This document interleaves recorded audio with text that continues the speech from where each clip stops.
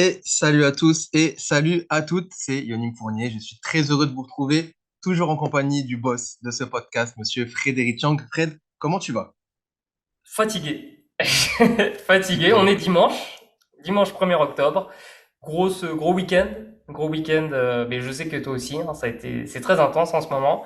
Mais je Ouais, suis très content de te retrouver parce que ça fait un bout de temps, hein, ça fait plus de 2 semaines maintenant. On a dû repousser cette émission, mais je suis hyper content de te retrouver et de parler de NBA avec toi parce qu'on l'a toujours pas fait, hein, mine de rien, hein. c'est le moment de retourner sur les amours du foot, du basket américain, pardon. Effectivement, avec la reprise de la NBA, on est à moins d'un mois de cette reprise tant attendue de la NBA, qui aura lieu, je vous rappelle, le 25 octobre prochain. Et donc, on lance le compte à rebours. Et comme il est coutume de faire avant le lancement de la saison, eh ben, on a prévu de vous faire des reviews, des previews pardon, Prévu. des Ouais. franchises NBA avec du coup des reviews un petit peu, des previews pardon, un petit peu particulières, puisqu'on va se focaliser sur les franchises les plus intéressantes et surtout par division, en détaillant à la sauce Ball of Talk les forces et les faiblesses de chaque franchise. Vous le savez, on a un expert tactique pour décrypter un petit peu, un petit peu beaucoup même les franchises NBA. Et on a des critères d'évaluation très précis. Je vais vous les donner tout de suite pour que vous vous projetiez un petit peu avec nous sur les previews de ces équipes-là. On va parler du pouvoir de gravité, on va parler du pouvoir de création collective, de la richesse de l'effectif, bien évidemment. On va aussi parler et surtout de niveau du premier rideau défensif, du niveau du deuxième rideau défensif, donc la défense, point très important. On va parler de richesse défensive globalement, et puis on va essayer de donner un petit peu un, un pronostic. On va se projeter sur le run, c'est-à-dire le nombre de victoires projetées pour chaque équipe. On va commencer, vous l'avez peut-être lu dans le titre de cette vidéo, si jamais, par la division Pacifique, avec des franchises qui ont tout cartonné la saison dernière. C'est un petit peu la division la plus relevée de la NBA, je pense. Je ne prends pas trop de risques en disant ça. Et ça va être forcément très intéressant à suivre. Et c'est pour ça qu'on s'est intéressé qu'on commence par cette division-là et qu'on s'intéresse à cette division-là dès le début, parce qu'il y a beaucoup de choses à dire. Donc voilà, on va essayer de se roder comme ça et de lancer la saison NBA parce que bah, toi comme moi, je suppose qu'on a très très hâte d'aller regarder la NBA et de kiffer un petit peu le basket américain. C'est ça. Et en plus, on a eu des super trades récemment. Donc aujourd'hui, on a appris que Drew Holiday a été transféré à Boston contre Robert Williams, notamment, et Malcolm Brogdon. Et avant, il y avait le trade évidemment de Lillard aux Bucks. Donc là, la saison est lancée. On est hyper hypé et c'est parti. Carrément, ça y est, ça s'est décanté. On va lancer tout ça. On va commencer sans plus tarder par cette preview de la division Pacifique avec tous les critères que je vous ai donnés. C'est parti pour cette première preview. Let's go.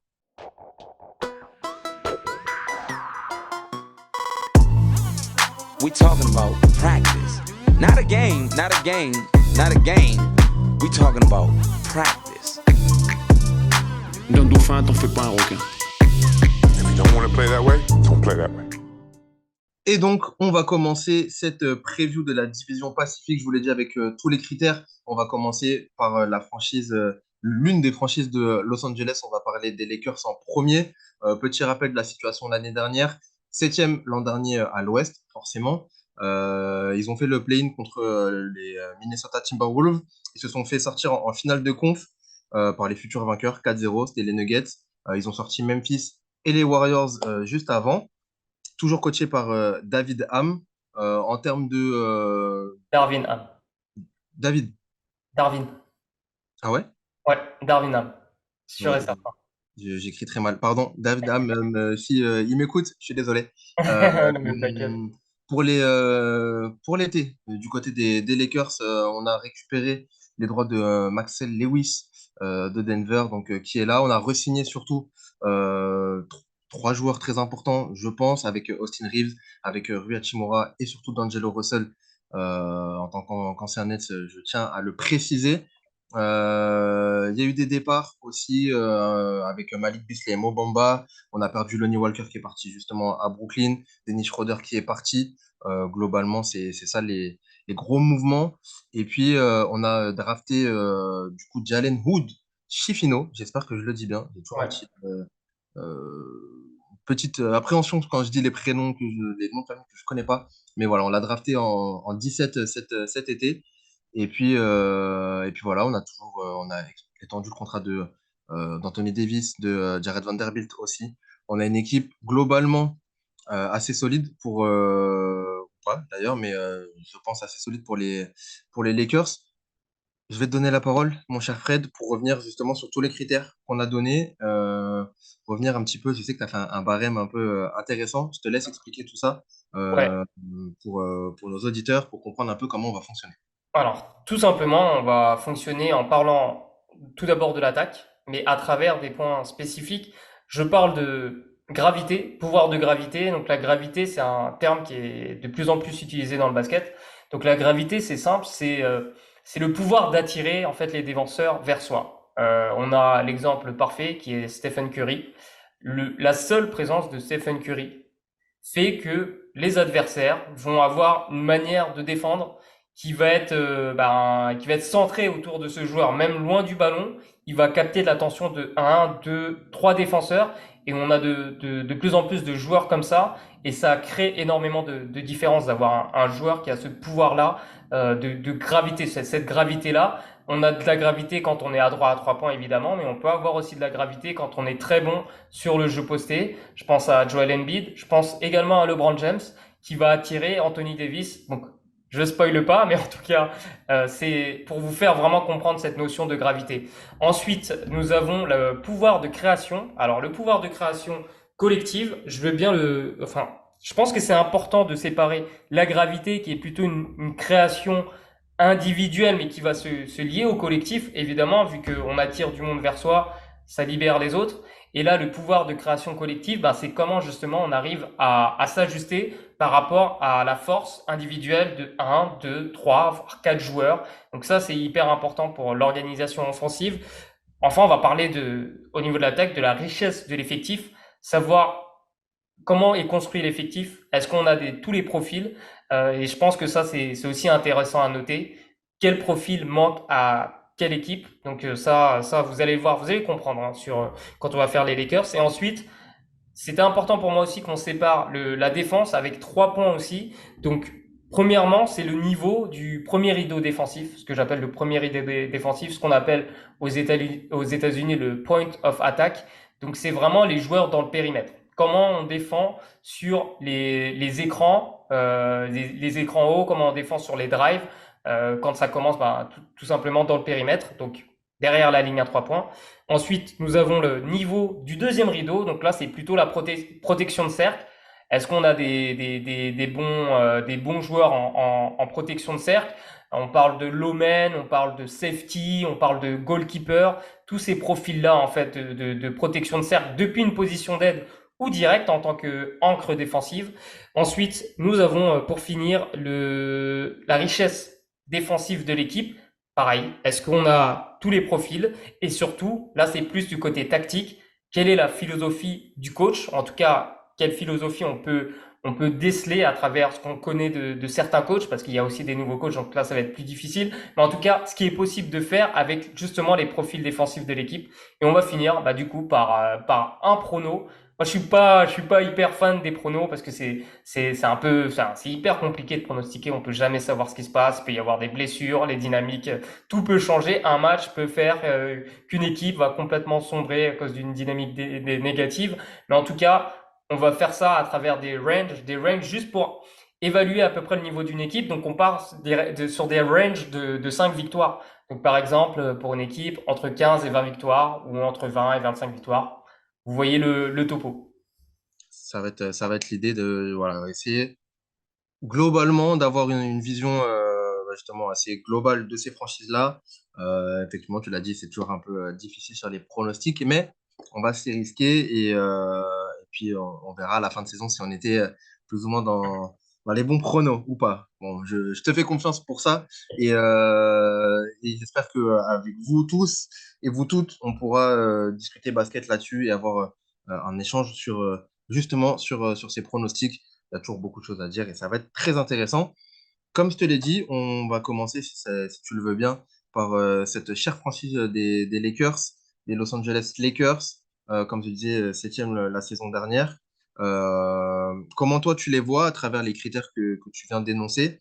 Est-ce que tu peux me détailler, est-ce que tu peux nous détailler un petit peu tout ça? On va en parler tranquillement, on va Ouais. débattre là-dessus. Mais voilà, je te laisse la parole pour revenir sur les critères que tu as énoncés. Et comment toi, tu vois cette franchise des Los Angeles Lakers? Ok, bah si tu le veux bien, on va faire critère par critère et tu vas me donner aussi toi ton opinion.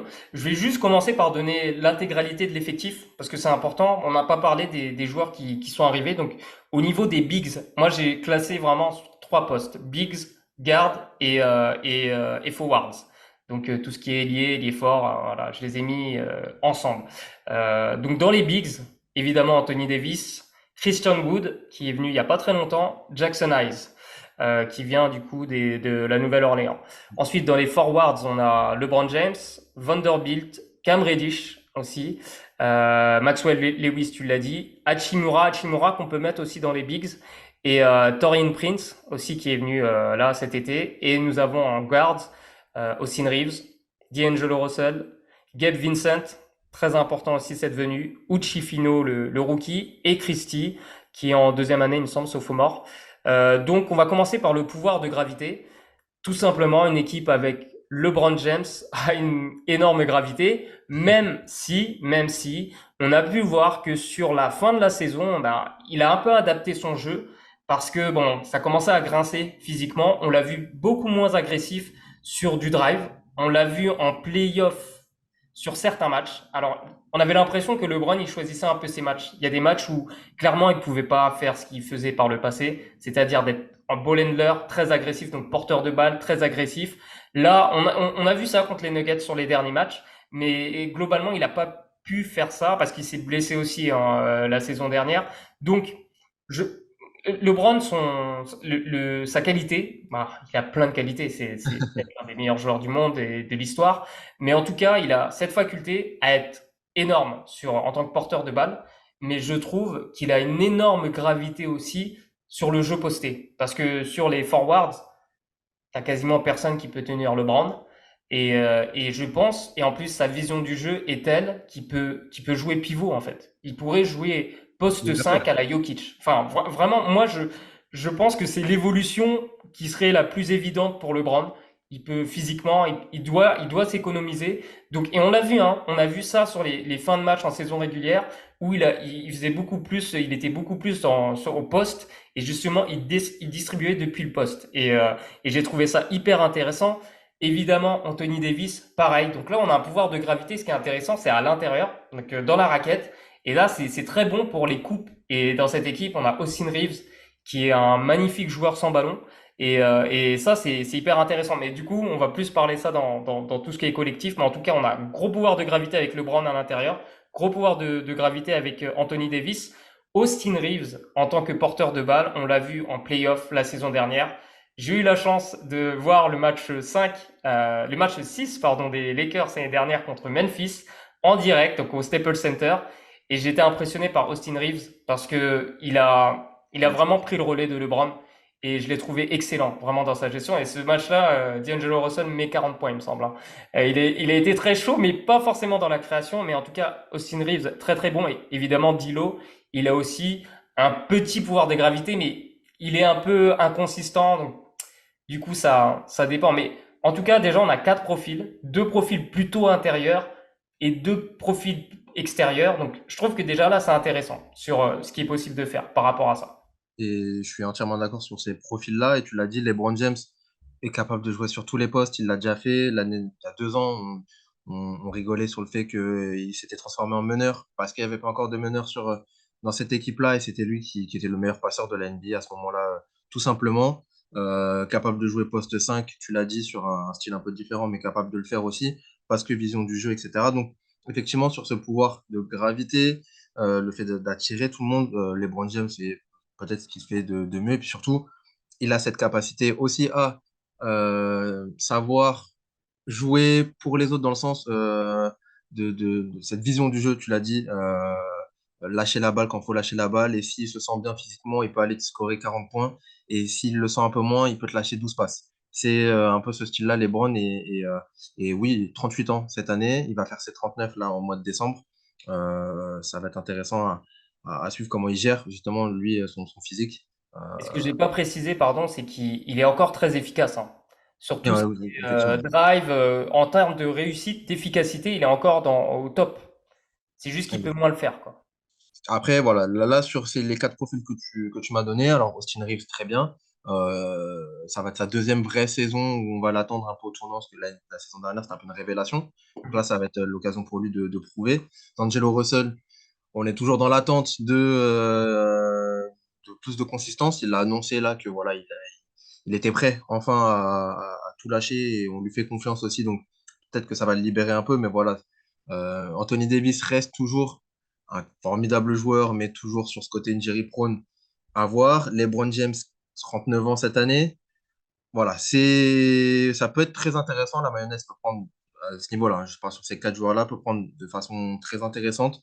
Comme ça peut, à tout moment, on peut mettre des petits cailloux dans la machine et il faudra faire attention d'un point de vue individuel sur ces joueurs-là, là-dessus. Après, si tu veux bien, on peut parler du deuxième point, de ce fameux pouvoir de création collective, justement. Comment toi, tu vois les Lakers d'un point de vue plutôt collectif, là, à ce niveau-là, sur l'attaque? Est-ce que tu les sens bien ou pas? Bah, par rapport au profil qu'on a dit hein, de joueurs avec une bonne gravité, si tu as LeBron en porteur de balle, Austin Reeves en porteur de balle avec Anthony Davis en poseur d'écran, déjà tu ouvres pas mal de choses et tu as des bons shooters à côté. Russell est capable de mettre dedans, Gabe Vincent est capable de mettre dedans. J'ai pas parlé de Gabe Vincent encore, mais là encore on a un ball handler qui est intéressant et un mec qui est capable de mettre des tirs. On l'a vu en playoff l'année dernière. Je vais pas parler des rookies parce qu'on sait jamais, donc trop d'interrogations et surtout pour une équipe qui vise le titre, hein, clairement, on va pas se mentir, Il n'y aura trop pas de difficile à responsabilité. juger. Hachimura l'année dernière, en fait, s'il continue sur sa lancée en termes de spacing, bah c'est du top niveau, hein, parce que le niveau d'Hachimura en playoff sur son adresse à 3 points, c'était vraiment du solide. Vanderbilt, ah là, défensivement, on a quelqu'un qui est intéressant, mais problème de spacing pour lui. Donc, mais après, ça, on va voir comment ça va s'organiser. Torian Prince est capable de s'écarter, mais ce qui est intéressant, Christian Woods est capable de shooter. Et là, je pense qu'en fait, en termes de spacing, c'est vraiment très intéressant, même s'il manque peut-être un shooter d'élite dans tout ce que je t'ai cité. Et on n'a pas aussi de profil de connecteur. Vraiment, bah, évidemment, LeBron est capable de tout faire, mais le connecteur, c'est celui qui est capable de créer, en fait, c'est la création secondaire, en fait. Le créateur principal a créé la première différence, le premier avantage, si tu veux. Et derrière, est-ce que tu as un joueur qui est capable de sublimer cet avantage en faisant la bonne passe, par exemple en short roll? Donc ça, il manque peut-être un gars vraiment élite au niveau chez les Lakers pour ça. Je suis d'accord. Je suis d'accord. Et c'est vrai qu'on a. Je trouve quand même, pour parler là d'un point de vue collectif, plus global, que la réflexion est un peu plus intelligente déjà que ce qu'on a vu sur les années précédentes et la, la façon dont l'équipe a été créée sur les prolongations, sur les joueurs qui sont arrivés, tu l'as dit. Ça semble déjà un peu plus intéressant sur les profils déjà. On a une philosophie un peu plus marquée très simple, mais un peu plus marqué en tout cas et à plus assumé, au moins pour les Lakers. À voir si ça prend ou pas, mais c'est vrai que c'est déjà un peu mieux réfléchi. Et après, toujours difficile hein, d'aller chercher des mecs élites encore en plus quand tu as déjà LeBron, Anthony Davis dans ton équipe. Donc, globalement, je pense que c'est difficile de faire beaucoup mieux pour les Lakers à ce niveau-là. Et potentiellement, sur tous les points que tu as dit, je pense que ça peut le faire. Il manque peut-être, tu l'as dit, des shooters, connecteurs aussi, effectivement. Un point qui va être un peu le relais des deux superstars. Mais globalement, tu as des profils très intéressants et des revanchards aussi de la ligue. Donc, ça peut être intéressant à ce niveau-là. Tu vois, par exemple, si on regarde les Lakers qui ont gagné le titre en 2020, tu avais un Danny Green qui était encore, tu vois, excellent. Tu avais plein de petits profils comme ça. Je trouve que cette équipe, elle ressemble un peu. Il y a moins de vétérans, bien sûr, mais je trouve que c'est assez complet. Et le truc dont j'ai pas parlé là, au niveau du pouvoir, le pouvoir de création collective, comme je te l'ai dit, on a de la gravité à l'intérieur, de la gravité à l'extérieur. Donc c'est possible là, ce qui va être intéressant, il va y avoir une alternance qui va se faire, je pense. Donc il y aura possibilité d'avoir un jeu sans ballon très très très intéressant et possibilité d'avoir un jeu sur pick and roll aussi dévastateur parce que tu as Anthony Davis, parce que tu as Christian Wood qui est capable d'écarter, tu as Jackson Hayes qui lui est un rim runner qui il va rouler dur vers le cercle, donc ça fait une menace aérienne en plus, avec des shooters sur le côté, ça c'est hyper intéressant. Donc en fait, je trouve que les profils que tu as dans cette équipe fait que tu peux proposer plusieurs choses en attaque et un basket varié. Avec les Lakers vont être capables de s'adapter selon l'adversaire et ils peuvent faire vraiment très mal. Justement, très bonne transition, mon cher. Parlons de ces profils et de cette richesse de l'effectif. C'est le troisième point de nos previews sur chaque franchise. Tu les as listés, je les ai sous les yeux, avec du coup des profils. Est-ce que tu peux nous détailler un petit peu ça sur ce que toi tu as noté sur les profils et ce qui est intéressant chez les Lakers et ce qui peut manquer aussi également. Alors, j'ai classé déjà les ball handlers. Les ball handlers, c'est tout simplement les porteurs de balles qui vont pouvoir créer à partir d'actions individuelles ou sur du pick and roll en tant que porteur de balle, du coup. Donc, on a LeBron James, Austin Reeves, D'Lo et un peu Gabe Vincent. Donc là, c'est hyper intéressant. Ensuite, j'ai noté les joueurs de jeu posté, donc capables de faire la différence sur du jeu posté. Donc, on a Anthony Davis, évidemment, et LeBron James. J'ai pas mis Hachimura. Il joue moins comme ça. J'ai vraiment mis les valeurs sûres. Donc j'aurais pu mettre Woods aussi, mais voilà, j'ai joué là vraiment ceux qui sortaient du lot. En connecteur, du coup, j'ai mis Austin Reeves, peut-être D'Lo, Vanderbilt à voir comment il va se développer. Anthony Davis est capable et évidemment LeBron James, il peut tout faire. Donc LeBron. Ensuite, j'ai mis tout ce qui est stretch 4 ou 5. Ça, c'est hyper intéressant parce qu'en fait, quand tu as un stretch 4 ou 5, tu as un grand qui est obligé de sortir. Et s'il sort pas, il se fait punir. Et typiquement dans cette équipe, donc Christian Wood, c'est l'ajout parfait. Vraiment, hein. C'est nickel pour les Lakers. Hachimura, tout dépend. Voilà, encore une fois, on va voir hein, s'il reste dans sa lancée. Est-ce que c'était une saison, un one shot, ou est-ce que ça va être un shooter régulier? Et Torian Prince avec voilà encore des petites interrogations aussi. Mais globalement, je me rappelle plus. Je pense que j'avais noté les stats, mais si j'ai mis Prince, c'est qu'il doit être au-dessus de 36% en carrière, donc c'est du solide quoi. Ouais, ça faut regarder, mais oui, oui. Ouais. Ça reste un mec un peu inconstant, mais il est capable de le faire. Ensuite, tu as les rim runners, donc j'en ai parlé tout à l'heure. Jackson High, c'est typiquement les pivots, un peu comme Robert Williams. Tu sais que tu vas pas les retrouver sur du jeu posté ou quoi que ce soit, mais ou comme Clint Capella, c'est des gars, tu sais, ils peuvent mettre plein de alley-oops. C'est une menace aérienne, donc tu es obligé de les respecter. Et en tout cas, si tu les oublies, ça va être 2 points faciles. Donc, on a Eyes, on a évidemment aussi Anthony Davis, mais ça dépend encore de sa forme physique. Les shooters dans cette équipe, Austin Reeves, pour moi, me paraît vraiment solide. Enfin, vraiment, je pense que je n'ai pas beaucoup de doutes sur la faculté à voir Austin Reeves shooter à plus de 36% cette année. D'Lo, ben, on sait jamais, mais c'est un gars, quand il a la main chaude, un shooter de série qui est capable de mettre énormément de shoots. Hachimura encore, point d'interrogation, mais c'est possible hein, qu'il continue hein, sur sa lancée. Globalement, en shooter sûr, j'ai mis que ça. Peut-être Gabe Vincent aussi. Ok. Et enfin, bah là, je commence à parler des profils défensifs. Donc, j'ai noté. Non, pardon. On reste sur l'attaque, mais en tout cas, c'est ces joueurs qui sont capables Alors, qu'est-ce que j'ai mis? Ouais, pardon, encre défensive. Pardon, encre défensive. Donc, c'est typiquement un pivot qui est capable de défendre sur un autre pivot, sur du jeu posté et de manière efficace. On a Anthony Davis. Donc, s'il se blesse pas, évidemment, ça reste très très propre. Et ouais, je suis en train de regarder là sur les statistiques un peu En des. fait, j'avais mis là dans mes notes, j'avais mis aussi les défenseurs, mais on va parler après. On va en parler après, donc c'est pour ça que je me Ok. suis rétracté au final. On skip, on ne spoil pas tout de suite. Je suis en train Ouais. de regarder aussi sur les autres profils qu'on peut avoir sur.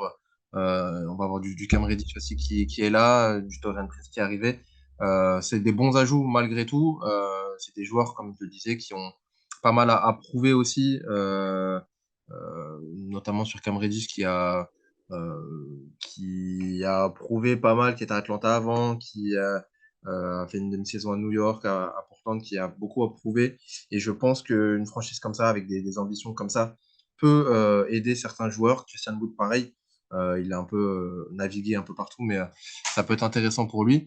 Euh, Passons justement sur, on a parlé de l'attaque, on a parlé de l'effectif un petit peu. Parlons sans trop tarder de la défense justement de ces points-là. C'est le quatrième, cinquième, sixième point aussi qu'on va développer. La défense avec du coup le niveau du premier rideau défensif. T'as noté moyen pour les Ouais, Lakers. j'ai noté moyen parce que dans cette équipe, ben, voilà, on a Vanderbilt qui est excellent, peut-être élite à ce niveau-là sur la défense dans le périmètre. On a Reeves qui est un défenseur qui est vraiment intéressant, hein, je trouve, qui est capable de bien défendre. Gabe Vincent, là on passe à un step supérieur.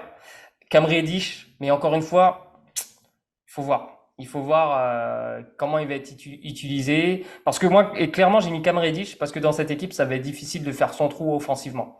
Je pense que lui, s'il veut se faire une place, c'est clairement en défense. Il est capable de bien défendre, mais là, il va falloir qu'il step up vraiment s'il veut être, voilà, s'il veut jouer cette année, tout Bravo, simplement. Laurent. Je suis d'accord. Ça se tient comme raisonnement. Dans cet effectif-là, il y a tellement de profils aussi. Et effectivement, il y a des moments où tu dois savoir faire évoluer ton jeu. Et ça peut être une solution. Après, tu vois, j'ai mis moyen parce que, à part Vanderbilt, t'as pas un mec, et bon, Gabe Vincent, bien sûr, mais il va pas être titulaire, tu vois, vraiment dans le 5 de départ que je visualise. Dilo est capable de défendre, mais pareil, il est trop irrégulier aussi sur cette phase-là. Et d'ailleurs, bah, on en avait déjà parlé, mais Dennis Schroeder avait gratté du temps de jeu aussi parce que défensivement, il était plus solide que lui. Donc, moyen parce qu'à part Vanderbilt, on n'a pas de gros, gros, gros défenseurs sur ce premier rideau défensif. Et sur le deuxième, justement, c'est le sixième point, enfin le cinquième point, pardon, Cinquième point, ouais. disons dans l'ordre. Sur le deuxième niveau de rim protection, comme on peut le visualiser un petit peu, donc plus près du cercle, justement. Toi, tu as noté cette fois-ci top, élite Voire même. élite. Voire élite. Bah top, parce qu'en fait, tout va dépendre d'Anthony Davis. L'année dernière, on l'a vu en playoff, hein. Il a détruit Memphis, il a détruit les Warriors. Par contre, il s'est fait détruire par Jokic, mais justement parce que il manquait peut-être un joueur en plus. Anthony Davis est quand même plus fort quand il n'est pas ancre défensive. Il est plus fort quand il est plutôt en position d'aide. Là, Jokic l'a fait sortir loin du panier et derrière ça a été plus compliqué. Donc moi je trouve que c'est quand même top parce que avec Eyes, tu peux imaginer un 5 avec Jackson Eyes et Anthony Davis, comme ça Eyes va scoltiner le grand et Davis va être en tant que joueur en position d'aide là, qui va être l'omen là, qui va être très très très intéressant. Alors on a bah, Vanderbilt qui est capable aussi dans cette position d'aide, qui est capable lui d'être vraiment aussi très performant. Donc, moi, ça me plaît. Franchement, en termes le deuxième rideau, je le trouve vraiment très intéressant. Mais, point d'interrogation, c'est est-ce que Anthony Davis va jouer ne serait-ce que 70 matchs? Toujours la question. Et je ne pense sincèrement pas. Mais c'est pour ça qu'il faudra que les autres profils et les autres joueurs aussi s'adaptent. Et on va voir d'un point de vue coaching, justement, ça peut être l'autre point. On va parler de richesse défensive et notamment des schémas mis en place par les coachs et comment notre Darvin Ham peut s'adapter justement avec cet effectif-là. Les problématiques qu'on connaît, les LeBron James 39 ans, Anthony Davis injury prone, des joueurs un peu irréguliers parfois. Comment toi tu le vois? C'est le sixième point. Là, on parle de richesse défensive globale, mais aussi de coaching. Comment tu vois les Lakers, toi, cette saison là-dessus? Bah, moi, je trouve que ils ont comme je l'ai dit, hein, l'effectif est assez riche. Donc, je te l'ai dit, c'est possible d'avoir un 5 avec Wood et Davis ensemble sur le terrain. Là, en termes de protection de cercle, les Lakers vont être très très bons. Ensuite, reste à voir avec Gabe Vincent sur les lignes arrière, plus Reeves, plus Vanderbilt. Là, on a un 5 défensif qui est hyper intéressant. Et surtout, ça va être un 5 où tu vas pouvoir défendre les pick and roll de manière différente. Tu vas peut-être avoir, alors, Davis, il a eu un peu de mal quand il a dû sortir fort agressivement sur les écrans, mais il est capable de le faire. Il a quand même une très bonne mobilité pour un grand. Encore une fois, tout dépend de sa forme physique. Mais en tout cas, tu es capable de défendre les écrans de manière différente. Tu peux avoir du drop, tu peux avoir du coup ce qu'on appelle du edge. Parfois, c'est du step out en gros. Tu défends au niveau de l'écran, tu sors fort pour gêner l'attaquant. Tu peux trapper, tu peux faire plein de choses. T'as des profils, voilà, des intérieurs mobiles. Wood, c'est un intérieur qui est mobile. Eyes, il est assez mobile aussi. Donc moi je trouve, c'est pour ça que j'aime beaucoup ces ajouts hein, sur les postes de pivot, parce que c'est des pivots qui te permettent de défendre hein, différemment. Donc Et, moi je trouve que c'est hyper intéressant. À ce niveau-là, c'est hyper intéressant. avant de donner le prono et de passer à la prochaine franchise, petit point sur le potentiel line-up qu'on pourrait avoir avec D'Angelo Russell et Austin Reeves sur les lignes arrière sur ce poste 1 et 2. En théorie, LeBron James, toujours 3 à avoir, Vanderbilt et Anthony Davis avec potentiellement du Rui Hachimura et du Christian Wood à l'intérieur selon les line-up. Gabe Vincent qui sera en seconde unit. Meneur backup. Ouais. Et puis après, on aura du Max Christie, pardon, qui une jolie saison quand même la saison dernière, du Taurean Prince et du Jackson Hines sur la deuxième, troisième line-up. Et puis après, voilà, les rookies, Maxwell Davis, Uchifino, on verra comment ça se passe pour les Lakers. Petit prono, toi, sur le dernier point là, sur le range, tu les mets à combien? Alors moi je les mets entre 45 et 50 victoires. Parce que c'est une division qui est quand même très très très relevée. C'est possible qu'il fasse un peu plus de 50 victoires. Moi, je suis plutôt dans la tendance haute de ce range, parce que on peut mettre aussi une tendance basse. Moi, je suis plutôt tendance haute.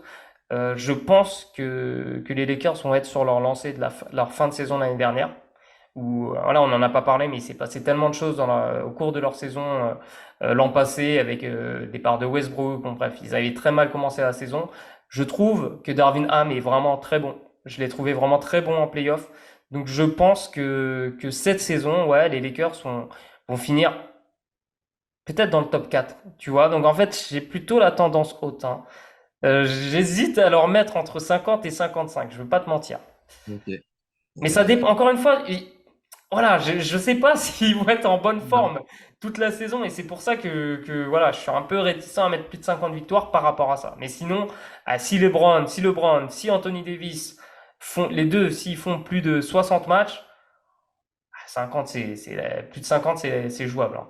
Bon, s'ils veulent en tout cas être dans les. La NBA a un peu. Alors, forcément, on va les préserver, mais la NBA a un petit peu resserré les boulons sur le load management et le fait de reposer un peu les stars. Et voilà. Est-ce que ça va jouer sur le fait qu'on verra beaucoup plus Anthony Davis et LeBron James la saison prochaine? Peut-être. Pour avoir des récompenses individuelles, etc., il faut avoir un minimum de matchs aussi, désormais.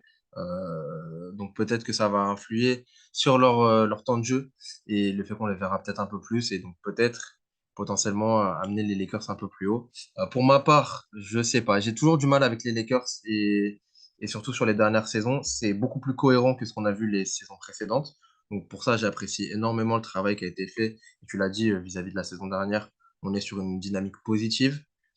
Malgré tout, il y a beaucoup d'incertitudes, beaucoup de joueurs sur lesquels ça peut exploser, comme ça peut. Je pense à un Christian Wood, par exemple. Le profil est très intéressant et ça peut être un très gros joueur, comme il peut être beaucoup plus irrégulier. Russell, c'est pareil. Voilà, il y a beaucoup de joueurs sur lesquels on a des certitudes un peu moyennes, que ce soit d'un point de vue jeu comme d'un point de vue physique. Donc, je sais pas, je suis un peu plus réservé sur le range de ces Lakers-là, même si effectivement, pour aller dans ton sens, je trouve que c'est quand même plus logique et beaucoup plus positif que ce qu'on a vu les saisons dernières. Donc, pourquoi pas? Voilà, si je dois me mouiller, je les mettrais plutôt dans la tendance basse, comme tu disais, plutôt que dans la tendance haute. Voilà. Mais c'était quoi ton range du coup? Moi, je les mettrais bah, justement à 45, pareil. Ok. Mais 40-45 ouais, mais plus proche des et 40 40. que des 50. Ok. Voilà. Ok. Bon, on verra à la fin de saison. Encore une fois, c'est tout le jeu des pronos. N'hésitez pas à nous dire comment vous voyez les Lakers et à débattre avec nous là-dessus. Beaucoup de choses ont été dites sur ces Lakers. Il reste encore 4 franchises à voir sur cette On va division. essayer d'aller un peu plus vite sur les autres, hein. On va essayer d'aller un peu plus vite. C'était histoire que vous compreniez bien aussi comment fonctionnait le tout. Et on va parler maintenant, si vous le voulez bien, des Golden State Warriors. C'est parti.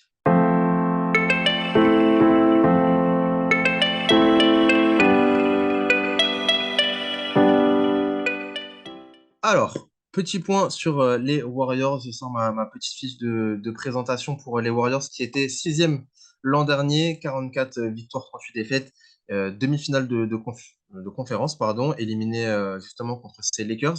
Ils avaient sorti juste avant les Kings en 7. On est toujours coaché par Steve Kerr, champion NBA à multiples reprises avec cette franchise-là. D'un point de vue été, comment ça se passe pour les Warriors? On a récupéré Chris Paul. Ça, c'est le plus gros point pour les Warriors et ça va Un beaucoup énorme jouer, point pour ça les va voir. jouer beaucoup sur tout ce qu'on va dire prochainement. On a signé du coup Damon Green aussi. Et donc, comme je vous l'ai dit, on a récupéré alors Corey Joseph, Dario Saric, on a récupéré Rudy Gay aussi. On a récupéré du coup du Chris Alors, Paul. Rudy Gay, ça m'avait échappé. Là, je l'ai presque recruté sur un contrat non garanti. Ok, Donc, je ne sais pas s'il sera dans l'effectif ou pas, mais en tout cas, il est là, je ok, crois, pour le training camp. d'accord. Dante Vincenzo qui est parti surtout. Ty Jerome aussi. Et puis, on a drafté 2 joueurs. Alors, le premier, je vais essayer de bien le dire, Podzinski. Podziemski. Ouais. Euh, Podzinski. Et pour le coup, lui, je l'ai pas mal suivi. Super joueur. Donc, je vais ouais, en parler. ouais. Podzinski, ouais, pour le premier. Drafté en 19e position cette saison. Et puis, un 57e choix de draft qui est Jackson Davis, qui jouera très peu, je pense, qui Mhm. sera surtout en G-League. Voilà pour l'été des Warriors. Je te laisse faire le point sur l'effectif si tu veux. C'est Ouais. important. Alors, pour les Bigs, du coup, bah, Draymond Green, Saric, Looney, Garuba, Ousmane Garuba, l'Espagnol. Alors, moi, j'ai mis Gary Payton 2 en Bigs parce que il a un style de jeu. C'est un peu souvent la blague avec lui, c'est que en fait, c'est un meneur qui joue comme un intérieur, quoi. Donc, en forwards, on a Wiggins, évidemment, Kuminga, pardon, Jackson Davis. Bon, on peut mettre d'autres joueurs. Et en garde, j'ai mis Curry, évidemment, Thompson, Chris Paul, Podzinski, Moody, Quinones et Corey Joseph. Donc, je peux enchaîner tout de suite? Tu peux enchaîner, enchaîne. Ok, donc le pouvoir de gravité, une Let's go. équipe avec Stephen Curry, j'ai pas besoin de dire que c'est une équipe élite. En plus, t'as du Klay Thompson dans l'équipe. Donc déjà, ça t'ouvre énormément de choses. Ce qui est hyper intéressant, t'ajoutes en plus à Chris Paul qui même avec son âge avancé est un créateur, je pense Solide. encore. Alors, s'il est pas élite, il est au moins Ouais.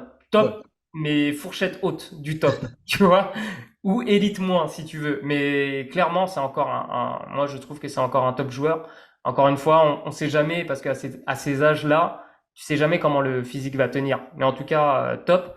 Je t'ai parlé de Podzinski. Alors c'est pas un shooter d'élite, mais c'est un créateur qui est très très très intéressant. Et donc je trouve que cette équipe a voilà. Et de toute façon, voilà, les Warriors, on connaît leur jeu sans ballon, on connaît leur force. Et ça va être encore une fois très dangereux pour les équipes qui vont les affronter. Encore faut-il que ça défende bien. Ça a été un défaut l'année dernière. Et encore faut-il que Steph Curry garde son niveau, que Klay Thompson conserve son niveau, parce que bon, il y a encore des interrogations concernant Klay Thompson. Mais voilà, on a une superbe équipe. Encore une fois, ça a pas énormément bougé. Mais en tout cas, les bases sont là. Les bases sont là. Et on a un peu moins d'incertitude qu'avec les Lakers d'un point de vue justement physique et d'un point de vue sur ces individualités-là. Peut-être Chris Paul qui effectivement n'est plus tout jeune, même si Steph Curry a été blessé aussi à un moment donné et qu'on commence à arriver sur la fin de sa carrière. Globalement, toujours aussi impressionnant et il a répondu présent l'année dernière quand il le fallait, notre cher ami Steph Curry. Donc globalement, d'un point de vue individuel là-dessus, sur ce premier point de pouvoir de gravité, justement, je pense qu'on est plutôt pas mal. Et tu l'as dit, élite, je pense que sans trop sourciller, on peut le dire. Là où ça va être intéressant, et j'ai très hâte d'avoir ton avis, c'est sur le pouvoir de création collective. La question que beaucoup de monde se pose et sur lequel on veut avoir des réponses, on les aura qu'au début de saison, mais on peut essayer d'anticiper un petit peu, c'est sur justement cette association avec Steph Curry, Chris Paul, Klay Thompson aussi, mais surtout ces deux superstars que sont Chris Paul et Steph Curry, de meneurs, de purs meneurs. Comment on peut, comment vont-ils jouer, comment ils vont être associés, comment est-ce que ça peut fonctionner selon toi et comment tu vois ce pouvoir de création collective, c'est le deuxième point, de ces Warriors? Pour moi, ça peut carrément le faire. Parce qu'en fait, avec Chris Paul, les Warriors, ils jouent pas beaucoup hein, sur tout ce qui est du pick and roll classique. Leur action, c'est le split action, c'est-à-dire que tu fais une passe à Draymond Green ou à un intérieur, derrière écran pour un shooter ou double écran pour un shooter. Et comme ça, ils écartent plein de choses et il y a des coupes et c'est létal. Mais là, alors Steph Curry est capable, évidemment, hein, il est capable d'être un ball handler de très haut niveau et élite sur du pick and roll, mais là, tu mets Chris Paul qui a vraiment la science pick and roll. Donc, tu fais un pick and roll avec Chris Paul et on va dire, Klay Thompson, par exemple, peu importe, ou même du Wiggins, ou même du Kevin Looney, t'as du Steph Curry à l'extérieur, donc forcément, ça va ouvrir le jeu, parce que t'es obligé de respecter Stephen Curry. Donc, là, ils ajoutent une pièce qui va bonifier, selon moi, leur attaque, même si c'est sur des courtes séquences. Il va y avoir des choses un peu différentes de ce qu'on connaît des Warriors. Et c'est pour ça que j'aime beaucoup, en fait, le fait que Chris Paul vienne dans cette équipe. Parce qu'il va apporter justement un truc en plus. Et sur certains matchs, ça va sans doute les aider. Les Warriors ont fait beaucoup de pick and roll contre les Kings parce on a deux défenses. On sait, c'est deux équipes qui aiment bien jouer sans ballon. Là, il fallait créer des choses différentes et les Warriors ont des joueurs plus forts sur pick and roll. Alors là, avec Chris Paul en plus, ça va être hyper. Enfin, je pense hein, que ça va être beaucoup plus riche et je pense qu'ils vont du coup mieux carburer que l'année dernière. Voilà, grâce à ça. Surtout que bon, par contre, il n'y a pas eu d'ajout d'autres shooters dans l'équipe. Donc là, c'est peut-être ma petite interrogation par rapport à ce spacing. Mais bon, si t'as Curry, si t'as Klay Thompson, a priori, t'es bien. Tu as même du Saric maintenant au poste 5. Donc, tu peux C'est avoir jouable. du pop avec Saric. Donc, moi, ça m'intéresse. Enfin, je trouve ça bien. Je trouve ça très intéressant. Ouais. Ça a assez peu bougé au final pour les Warriors. On sait que voilà, il y a eu des petits problèmes l'année dernière sur le collectif justement, mais globalement, il y a eu assez peu de gros départs pour les Warriors. Ça peut être intéressant. Je sais que on a perdu du coup Jordan Poole, pardon, qui est parti du côté des Wizards. Euh, donc ça peut être Alors, justement, pardon, il a porté justement cette création un peu hein, mais encore une fois, un peu trop irrégulier, un peu trop foufou. Chris Paul, ça va pas être du tout la même chose. Ça va c'est être beaucoup ça. plus carré. Enfin, C'est pour ouais. ça, c'est un profil qui était différent, mais qui pouvait amener ce côté-là. Et là, on passe sur quelque chose d'un point de vue presque élite, effectivement, sur la création. Et ça peut décharger Steph aussi, qui va pouvoir peut-être faire évoluer un petit peu son jeu et qui sera toujours aussi létal à 3 avec Klay Thompson, qui va pouvoir se décharger un peu de la création du jeu, justement, sur certaines séquences. Et ça va être intéressant avec Chris Paul. Avant de parler des profils sur le point numéro 3 de la richesse de l'effectif, peut-être on peut anticiper sur le point 4, 4 et 5, comme ça on reviendra Ok, après. ça me va. Récap un petit peu de tous les profils qu'on a dans l'équipe. On a parlé encore une fois de l'attaque sur les deux premiers points, parlons de la défense. Justement, là, ça va être aussi intéressant. Et c'est peut-être là où je vois ta tête. C'est justement pour ça que je voulais anticiper tout de suite. Parlons sur le point numéro 4. du premier niveau de rideau défensif. Là, cette fois-ci, on était sur de l'élite sur l'attaque. Là, je vois que tu as mis un petit faible. Ouais, ben, je trouve ça faible parce que malgré les progrès de Steph Curry, ça c'est indéniable. Il a vraiment progressé à ce niveau-là. C'est un bon défenseur aujourd'hui. On peut pas dire que c'est un défenseur élite. En tout cas, c'est un défenseur très sérieux. Par contre, Chris Paul limité, Klay Thompson depuis son retour de ses graves blessures limité, il a pas le même impact clairement. Sur les lignes arrières, il y a que Wiggins pour moi qui est capable de bien défendre dans le périmètre et Gary Payton 2. Ça me paraît limité, franchement. Ça me paraît vraiment limité sur ce premier rideau. Je suis en train de checker aussi la depth chart des Warriors et c'est vrai qu'on est à ce niveau-là, ça sera pas là, on va les attendre le plus. Mais peut-être que à l'intérieur, ça sera un peu mieux sur le second rideau défensif et au final, Ouais, bah peut-être pas. pareil, je trouve ça plutôt moyen. Alors, Draymond Green, en termes de protection de cercle, enfin, Draymond Green, de toute façon, tu peux le mettre partout, il sera bon. En défense, c'est un peu le défenseur parfait. Alors, même si hein, t'as aucun défenseur qui est capable de tout faire bien, mais en tout cas, Draymond Green, il s'en rapproche. T'as évidemment Andrew Wiggins, mais il y a aussi les blessures, le paramètre blessure, tu peux pas savoir, mais en tant que protecteur de cercle, bah, t'as que Kevin Looney, hein, en vrai, avec Draymond Green, et ça me paraît aussi faible. Mm. Mm. Bah, Et la question là, j'anticipe un peu sur. On a parlé du coup de premier rideau défensif, deuxième rideau défensif. La question moi que je veux te poser, sauf si tu as quelque chose à ajouter peut-être. Je vois. peut-être Kuminga, parce que cette année, il va avoir beaucoup de choses à jouer. Ça peut être la belle surprise des Warriors. Et pour moi, si en attaque, il fait les choses simples, s'il apporte toute son énergie, parce qu'il a des qualités athlétiques complètement affolantes, si sur ce point, il se concentre vraiment sur la défense et en attaque, ben, il profite justement de la gravité de Steph Curry, la gravité de Chris Paul, la gravité de Klay Thompson. Il va se régaler sur du jeu sans ballon, mais encore une fois, il faut le canaliser. Et si en défense, bah, lui, ça peut être la surprise carrément sur le premier rideau, voire sur de la protection. Mais lui, c'est plutôt premier rideau pour le coup. Je pense que ça peut être une surprise et qui Et, peut changer la donne, du coup, sur ce que je te dis, hein.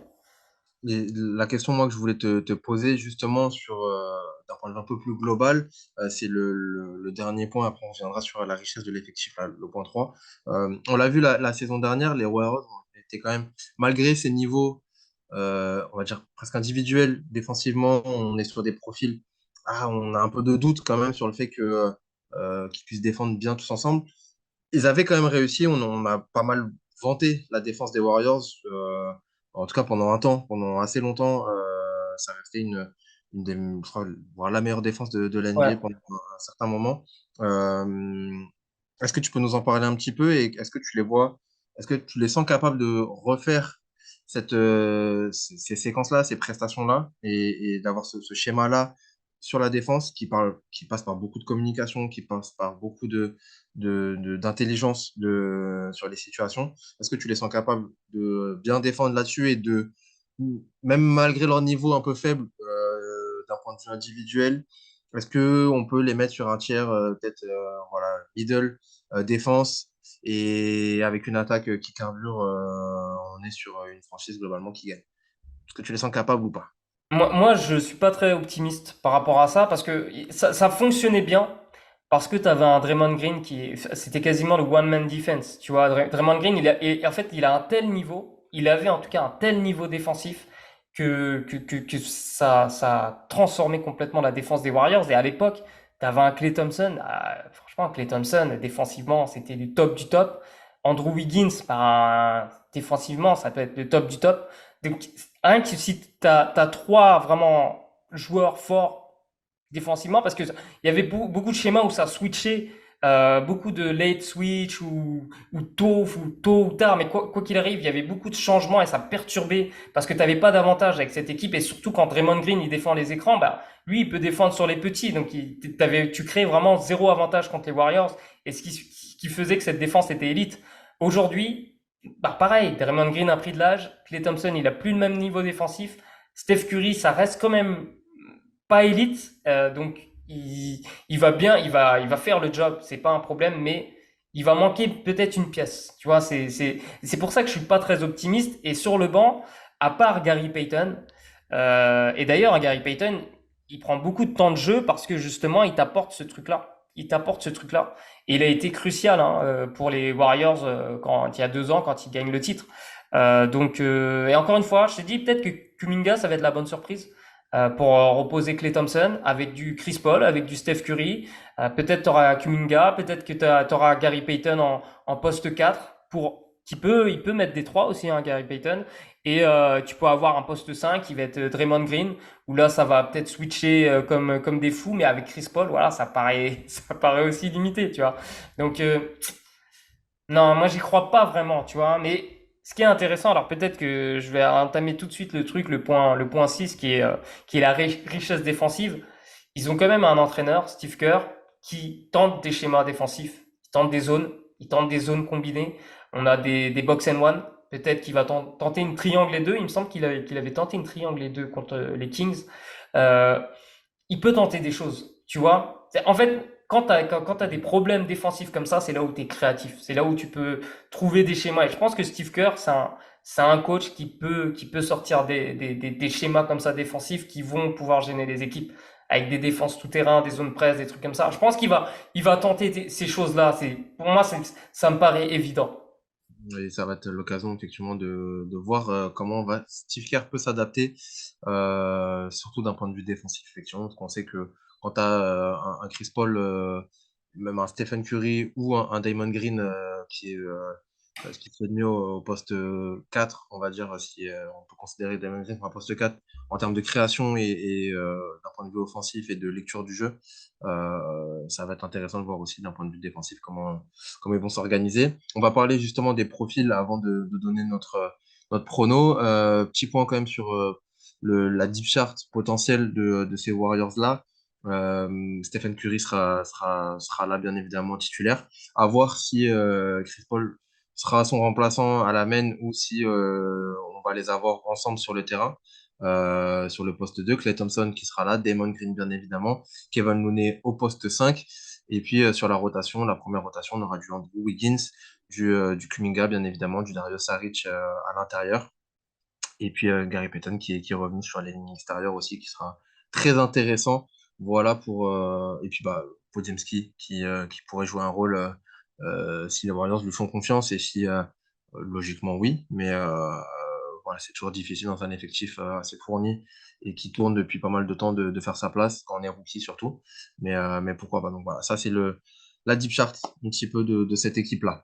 Ouais, et en termes de profil, du coup, tu parles de Podzinski. Ce qui est hyper intéressant, c'est que lui, pour le coup, c'est un super créateur, c'est un super connecteur aussi. C'est un joueur très intelligent qui a un bon tir. Summer League est très intéressant de la part de Podzinski. Je pense pas qu'il va avoir beaucoup de temps de jeu, mais en tout cas, c'est un mec, quand tu vas mettre sur le terrain, il va bonifier le collectif. Donc, ça va pas faire, tu vois. En plus, j'aime bien Moody aussi. J'aime bien ce qu'apporte Moody en sortie de banc. Lui, il est capable aussi de mettre des tirs, il est capable de bien défendre aussi. Donc, en tout cas, on a des bonnes lenders. On a dit Steph Curry, Chris Paul, Podziemski en sortie de banc. On a Corey Joseph aussi. Ça peut être intéressant. On a du jeu posté un peu avec Looney, avec Draymond Green en tant qu'ancrage. C'est pas vraiment, il va pas vraiment jouer pour aller au bout, mais en tout cas, c'est un super point d'ancrage. C'est le roi des connecteurs, hein, Draymond Green. Looney aussi, son passing et s'est vraiment amélioré ces derniers temps. Saric aussi, il est capable de faire de bonnes passes. On a du stretch 5 du coup avec Saric, stretch 4, stretch 5 avec Saric. On a du rim runner, évidemment, Kevin Looney. On a un Kuminga qui est capable de toucher des gratte-ciels, donc ça c'est intéressant. Les shooters, évidemment, Steph Curry, Thompson. On a de la protection de cercle avec Draymond, Looney, Andrew Wiggins, Gary Payton. Et je te dis, bon, après, derrière, ça reste un peu limité. En creux défensif, on a Kevin Looney. Mais derrière, sur le premier rideau, bah, j'ai dit, c'est assez faible.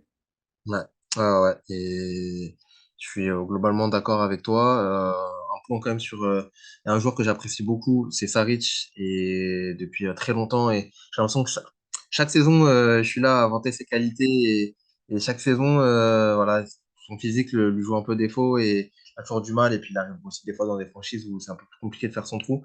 Mais ça reste un joueur ultra intelligent et un profil que j'apprécie particulièrement sur ce poste 4-5 justement et sur cette intelligence de jeu.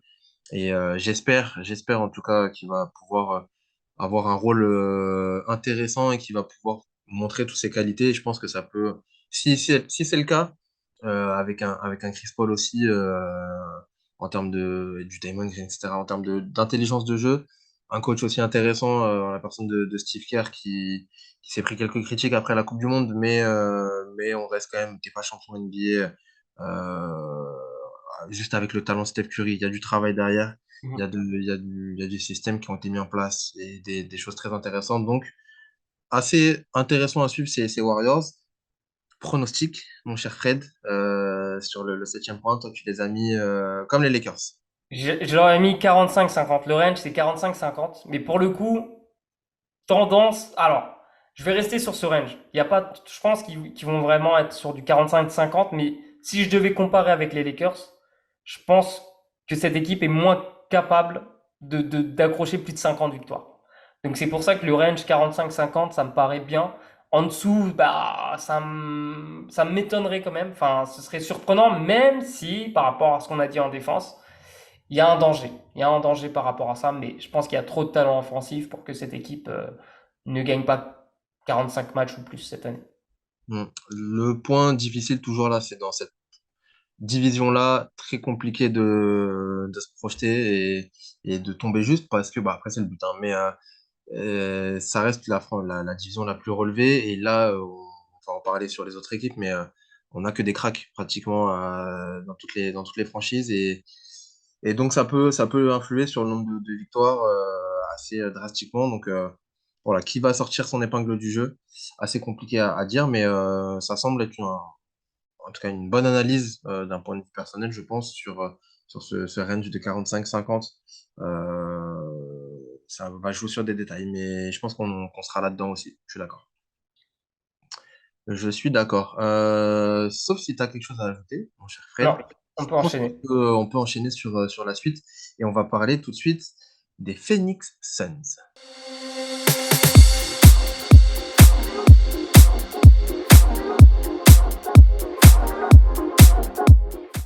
Alors, nos chers Phoenix Suns, on va faire bien évidemment un point sur la situation de l'été pour Phoenix. Je les ai là. C'est le moment un petit peu où il y avait pas mal de changements. Déjà, le premier point, c'est qu'on a changé de coach. Surtout, je vais vous faire le petit récap de la saison dernière, pardon.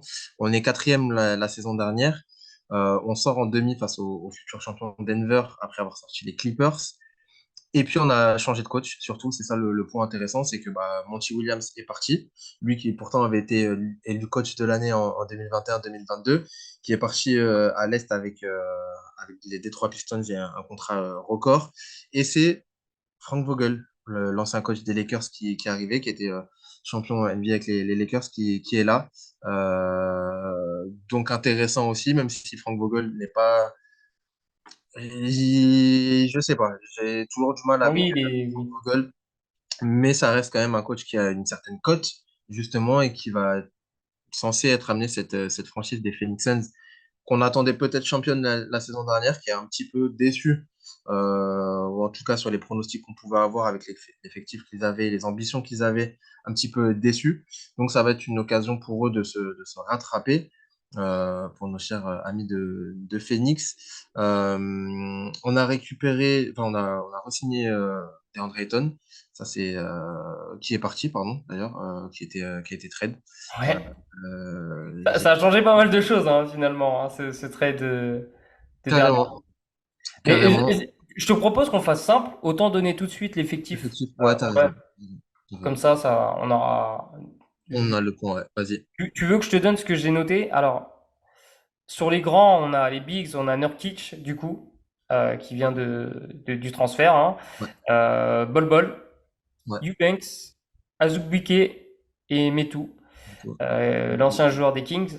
Sur les forwards, on a Kevin Durant, Wainwright, Bates Diop, Watanabe. Ouais. Et au niveau des guards, on a du Booker, du Bill, du Okogie, Goodwin, Damian Lee, on a du Eric Gordon, Saben Lee et du coup Grayson Allen aussi qui est venu du trade. Alors j'ai peut-être oublié des joueurs avec le trade. Moi j'ai noté que les plus gros, Nurkic et Grayson Allen. Mais Je crois que, ouais, je suis en train de regarder, parce que c'est vrai que ça a pas mal bougé, et je l'ai regardé enfin, je me suis concentré forcément sur, moi euh, j'avais fait en fait moi j'avais fait l'effectif avant qu'il y ait le bon, trade. J'ai fait ouais. des petites modifs entre temps. Mais grosso modo ça va être ça l'équipe, hein. Il n'y a pas de à Ouais, moins. ouais. Puis on a perdu, bah, voilà, le point intéressant surtout, c'est le départ de Chris Paul, sur lequel on s'appuyait beaucoup la semaine dernière, qui est parti, on l'a dit, au Golden State Warriors. Justement, on a quand même réussi à garder, Ayton n'est plus là, mais justement, ça va être intéressant, parce qu'on a quand même réussi à garder la base avec Booker et Kevin Durant. C'est là où on va attendre cette équipe-là. On a du Bill qui est là, et ça va être aussi intéressant à voir comment ça se passe. Ce moment-là de Durant, Booker, Bill, justement, c'est peut-être le premier point sur ce pouvoir de gravité. Euh, Tu l'as mis élite. Je pense que quand on a Kevin Durant et Devin Booker, déjà, rien que ça va. Ça va. Ouais. Plus bah du coup Bradley Beal. Là tu passes à un niveau, un stade supérieur. Ouais. T'as un peu, je dis bien avec Nurkic, quelqu'un qui peut te capter l'attention au poste intérieur. Donc, c'est intéressant quand même, Nurkic. Je pensais pas élite du tout. Mais tu perds Ayton qui a un niveau beaucoup plus fort. Donc, c'est pour ça que c'est un peu bête, mais on sait que le joueur était plus trop chaud pour rester, de toute façon, à Phoenix. Oui, oui, Mais oui. dans l'opération, tu récupères quelqu'un qui est quand même bon, hein. Un bon intérieur dans le basket FIBA, c'est un très bon intérieur. En NBA, c'est plus compliqué. Mais en tout cas, offensivement, on sait qu'il est capable. Il est capable d'avoir du jeu posté, d'avoir un peu d'impact en tout cas sur ça. Donc, c'est intéressant. Mais moi, j'ai mis du coup top au niveau du pouvoir de gravité. Juste parce que pour moi, il manque peut-être un peu de, un peu d'alternance, tu vois. Mais bon, après, je suis d'accord avec toi, hein. De toute façon, avec Kevin Durant, Devin Booker, Bradley Beal, Ouais. tu vas écarter le jeu, quoi. Ça me paraît évident, quoi. D'un point de vue offensif, bah, t'as Kevin Durant, et ce qui se fait de mieux, sans trop prendre de risques, hein, je pense que ce qui se fait de mieux sur la planète d'un point de vue offensif. Donc, rien que ça, déjà, Devin Booker a énormément progressé, et c'était pareil, un des meilleurs à ce niveau-là. Et puis, bah, Bradley Beal, le meilleur attaquant, enfin, meilleur marqueur, en tout cas, de la ligue. C'était il y a 2 ans, je sais plus, où il termine meilleur marqueur. Donc globalement, d'un point de vue attraction et pouvoir de gravité, justement, je pense qu'on est pas mal. Sur le deuxième point, là, d'un point de vue plus collectif, peut-être, tu les vois plus moyens, toi? Est-ce que tu peux détailler un petit peu ce Oui, côté-là? parce que je les vois moyens parce que le spacing est élite. On est d'accord. On a trois joueurs, trois énormes shooters. Même si Bill, ses pourcentages à 3 points ces dernières saisons, c'était pas ouf. Mais même si le gars est quand même catégorisé comme un fort shooter, on a Watanabe aussi, super shooter. Mais par contre, il manque de création dans cette équipe. On parle de Booker en meneur de jeu. Oui, il a progressé en tant que playmaker. Clairement, il a progressé. Bradley Beal est capable de porter la balle. Enfin, on a des porteurs de balle. Mais est-ce qu'on a des créateurs dans cette équipe? Et pour moi, on n'en a pas, en fait. On n'en a pas. Ça reste une grande interrogation. On n'a pas de créateur élite dans cette équipe. J'attends de voir pour Booker. Peut-être que ça va être Booker, mais ça me paraît quand même compliqué et tu t'enlèves vraiment un atout de poids, quoi. Mais bon, Et encore une fois, j'attends de voir, quoi. Mais bon, à première vue, là, comme ça. il a progressé, Booker, là-dessus, mais c'est vrai que ça fait partie d'un. J'ai toujours eu beaucoup de mal avec Booker à la création, justement, parce que. Et je pense que ça a été un ajout énorme d'avoir Chris Paul, justement, pour le décharger de ce côté-là, et que je pense que Booker a explosé, justement, parce qu'il n'avait plus cette responsabilité-là pendant longtemps. On lui a demandé d'avoir cette responsabilité offensive, de marquer, de faire jouer les autres. Et là, peut-être qu'on va lui redemander. Donc, il a progressé là-dessus. Mais ça reste effectivement pas élite. Et là, quand ton meneur titulaire sera Jordan Goodwin, logiquement. Ah, moi, je Euh, pense que ça va être Booker, hein. Moi, je euh, pense que ça va être Booker pour le mettre avec Bill, Kevin Durant et un poste 4 qui va pouvoir spacer, tu vois. Peut-être, je sais pas, peut-être Okogie, Watanabe, je sais pas. Plus Nurkic, ou Grayson Allen dans le 5, mais pour moi, je vois pas Goodwin en meneur titu dans cette équipe, hein. bah, ouais, mais enfin, ouais. Non, Euh, très sincèrement, je pense pas qu'il a le niveau d'un meneur titulaire à non, non, NBA. mais c'est pour ça que je dis ça. Donc, je Ouais. pense que, en théorie, ça serait, enfin, la logique voudrait que ça soit lui, mais, enfin, la logique, dans le sens meneur, d'un point de vue stricto sensu meneur. Mais oui, tu vas avoir du Booker Bill, sûrement, et ça manque de création, effectivement. Euh, Sur la défense, peut-être, si on enchaîne un petit peu, sur le quatrième point, on reviendra sur le troisième, après sur la profondeur de l'effectif, mais sur ce premier rideau défensif, justement, compliqué. Ouais, j'ai mis faible. En fait, pareil, c'est un peu la même chose. Bradley Beal est capable de très bien défendre, mais il y a trop d'interrogations. Il y a trop d'interrogations. Je vois pas un gars vraiment élite sur le premier rideau, en fait. Et même, euh, à la rigueur, le meilleur là dans l'effectif que je vois, c'est Grayson Allen sur le premier rideau. Enfin, qui est estampillé, tu vois. Ouais. Donc je sais pas.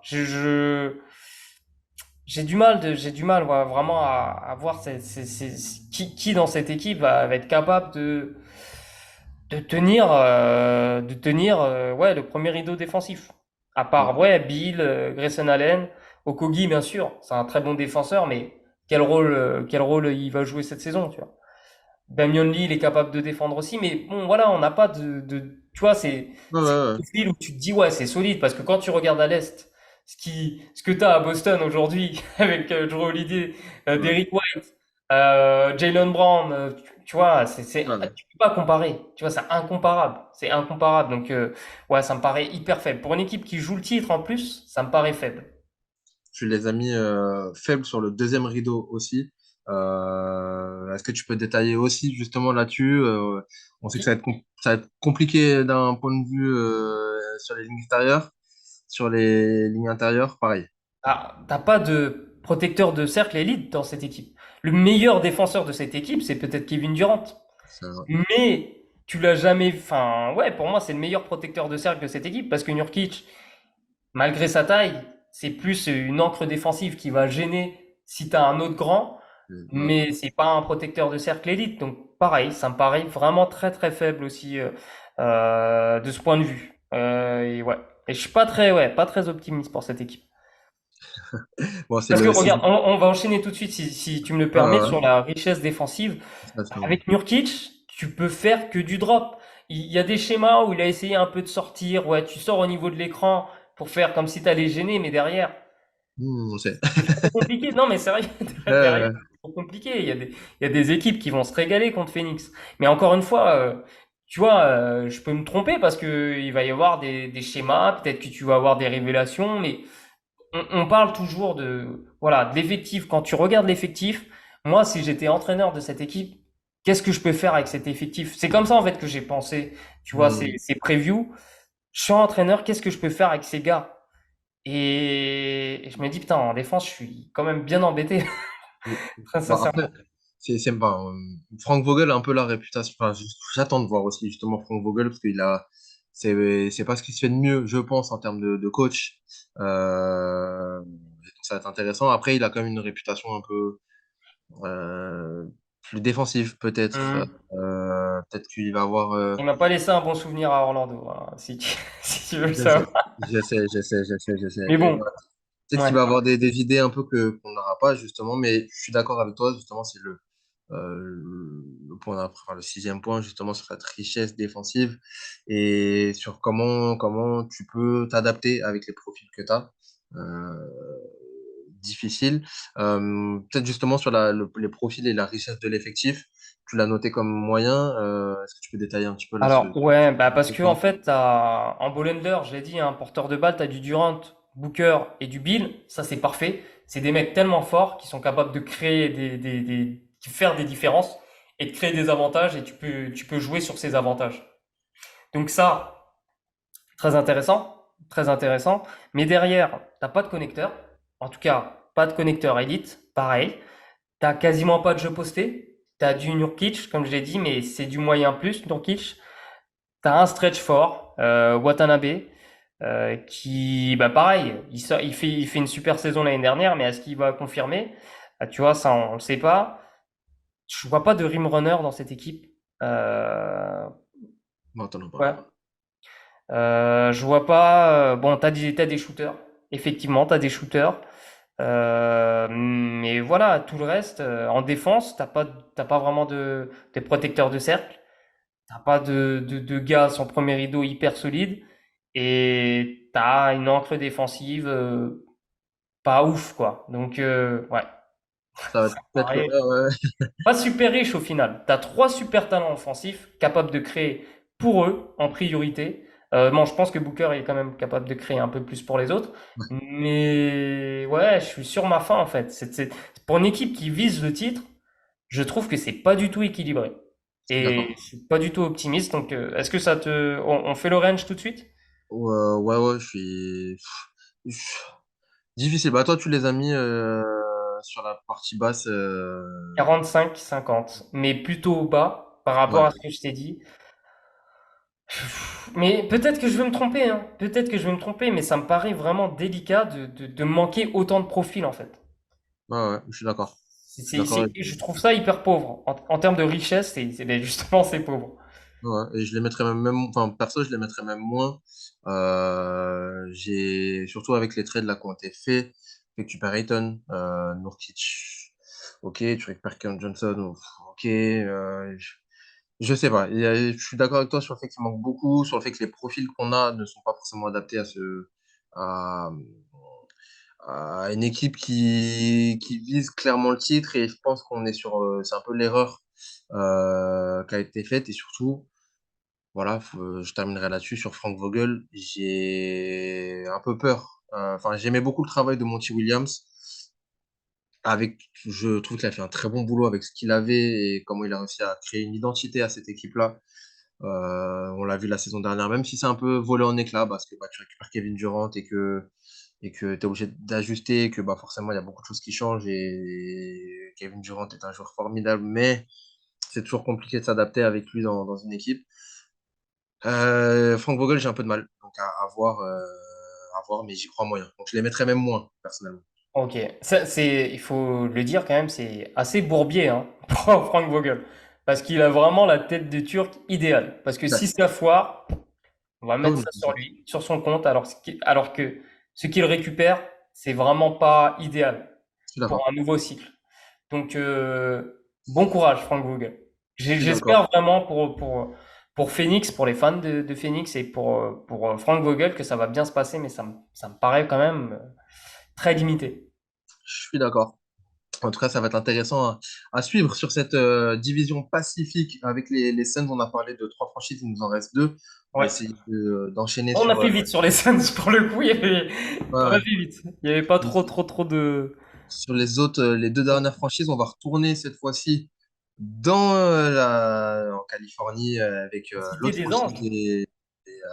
des Los Angeles, pardon. Cette fois-ci, on va parler, bien évidemment, après les Lakers, on va parler des Los Angeles Clippers.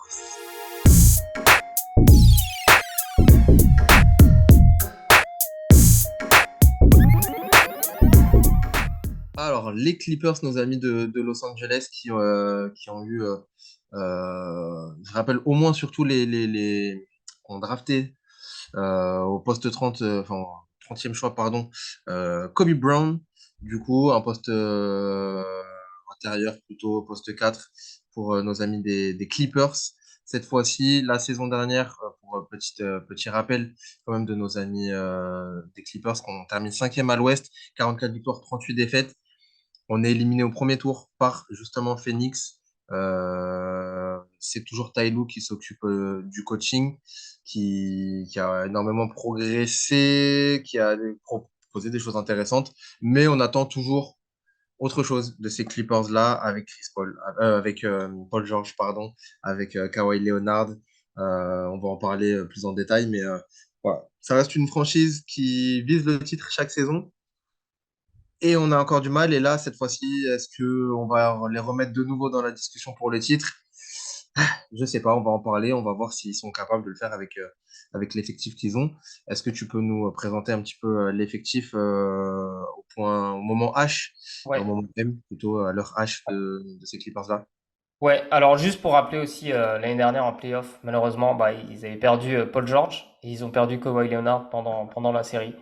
Ils se sont quand même très bien débrouillés. Ils ont été très, très vaillants, très, très valeureux et je trouve qu'ils sont quand même sortis sur une note positive parce qu'on a vu des choses et Westbrook, ça a été vraiment le bol d'air en fait pour cette équipe. Donc, au niveau des bigs, nous avons Mason Plumlee, Ivica Zubac, Covington, Martin Jr., Kenyon Martin Jr. du coup, et j'ai mis Nicolas Batum parce qu'il est plutôt utilisé au poste 5 en tant que dans des 5 small ball, mais bon, évidemment, il peut jouer forwards. Dans les forwards, du coup, on a Paul George, évidemment, Kawhi Leonard, Marcus Morris, Diabaté, le français, Kofi et Kobe Bryant, comme tu as dit. Après, il peut, voilà, Kobe Bryant, poste 4, poste 3. Paul George, évidemment, il peut jouer aussi poste 2. Dans les guards, on a Westbrook, Mann, Bones Island, Powell, Boston Junior, Xavier Moon, Bodrick Thomas. Voilà, j'ai vraiment mis tout le monde, hein. Jason Preston et Jordan Miller. Bon, voilà, là, c'était vraiment pour mettre tout le monde, hein. Voilà, en gros, l'effectif des Clippers.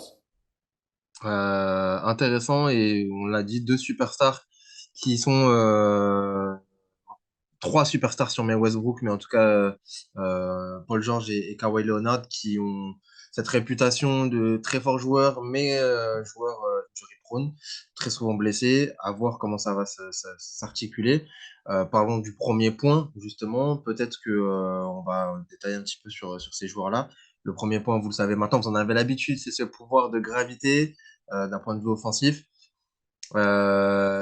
Explique-moi un petit peu comment toi tu t'as détaillé tout ça. Alors, si t'as vu ma fiche, t'as dû rien comprendre. C'est J'ai pour ça mis que je te top pose des avec questions. une flèche moyen, voire faible. En fait, cette équipe, elle est tellement dépendante de l'état de santé de Kawhi Leonard et de Paul George que tu peux jamais vraiment savoir avec quoi tu vas ressortir.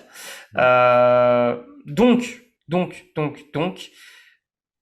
Top si, si jamais ils sont là.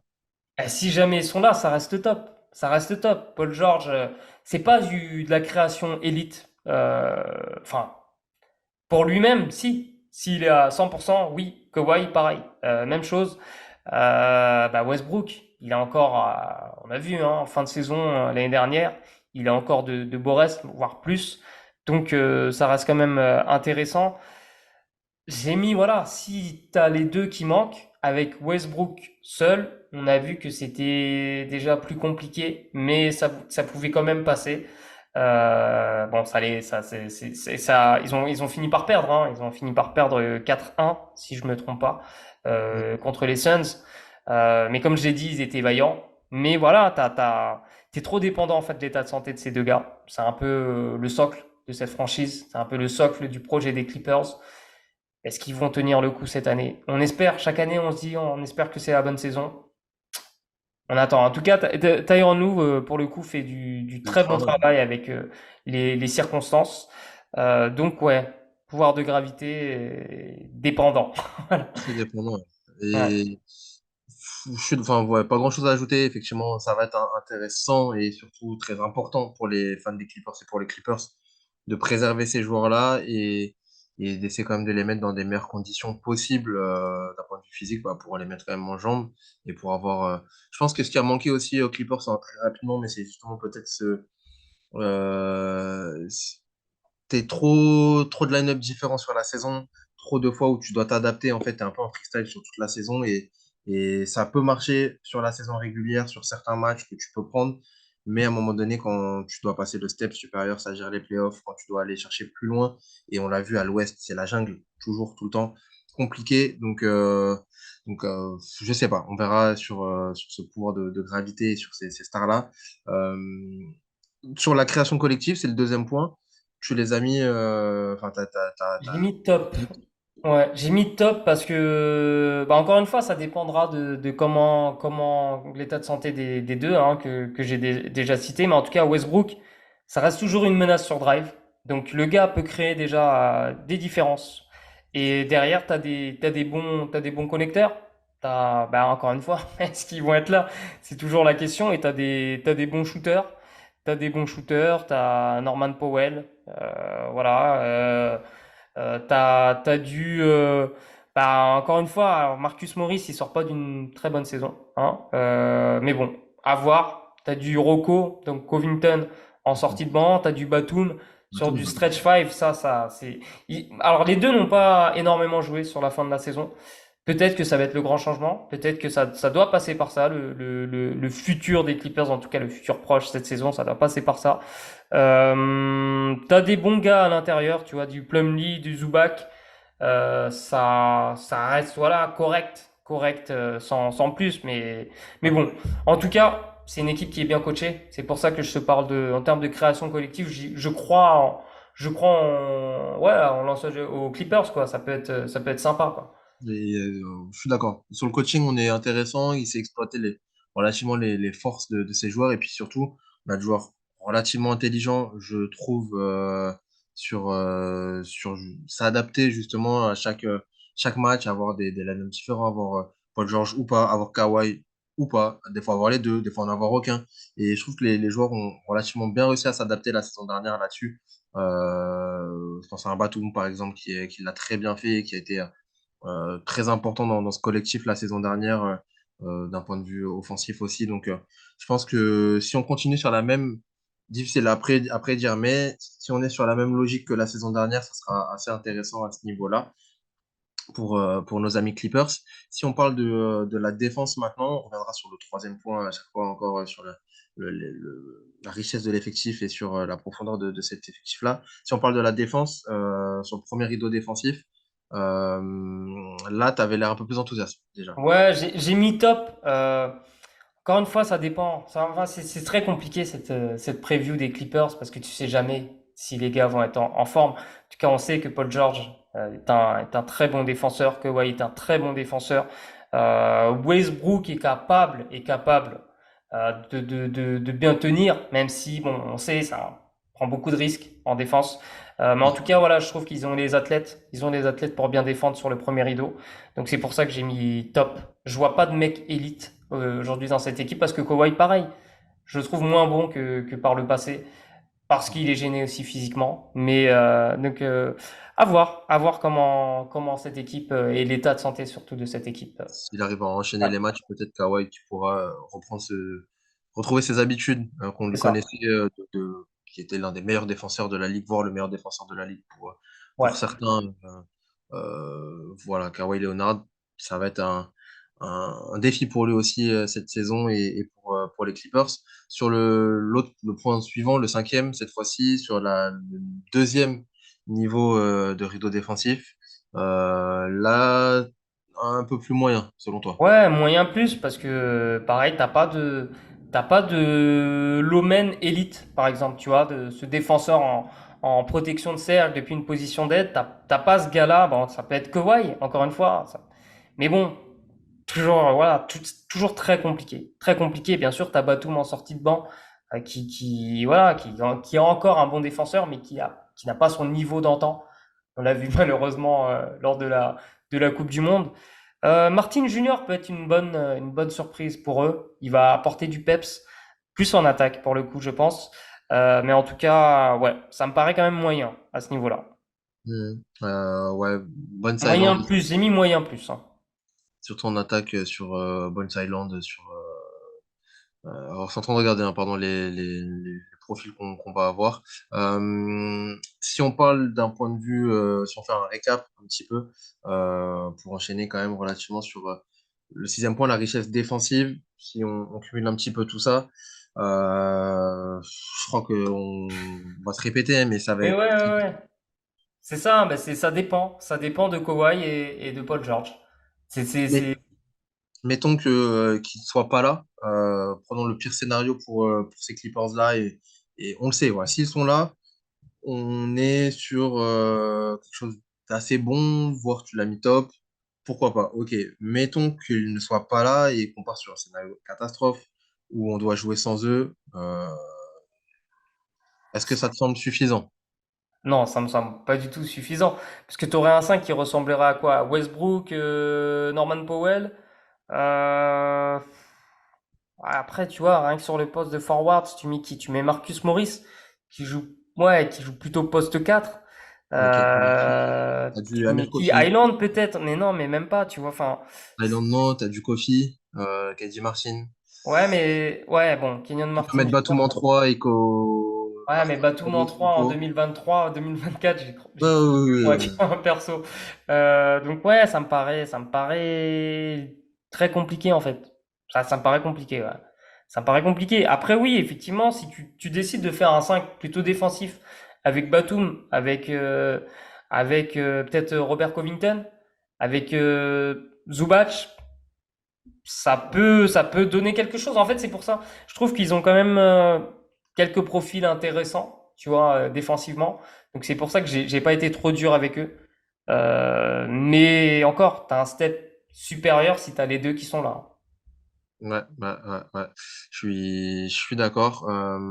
Si on parle de la richesse de l'effectif, là, le point 3 qui conclut un petit peu à chaque fois, est-ce que tu peux nous présenter un peu les profils que tu as recensés dans cet effectif-là?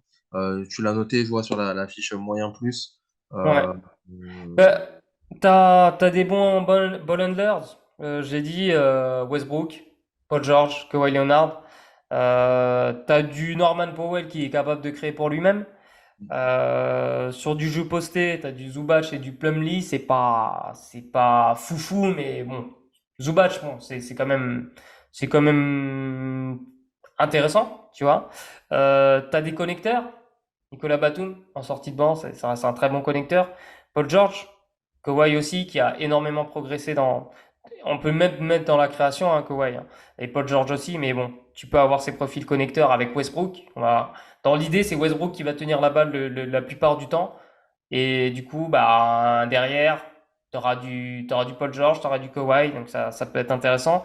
T'as des stretch 4 et 5 avec bah, Covington, Batum, ces gars-là. Marcus Morris, mais encore une fois, est-ce qu'il va être à droit cette année? C'est la grande ça, question. c'est la question. Ouais. T'as du rim runner avec Kenyon Martin Jr.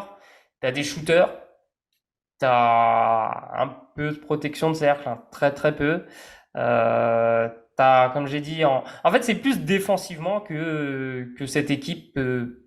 Ouais, enfin, en fait, je trouve quand même que c'est un peu plus équilibré, tu vois, que Phoenix. En termes de profil. Je te parle pas en termes de qualité pure parce que tu as quand même des interrogations, mais je trouve que tu as quand même à peu près tous les profils dans cette équipe.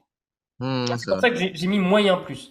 Parce que tu as tous les profils, mais c'est pas des gars élites, voire top, à part Kawhi et Paul George et Westbrook sur certains points, tu vois.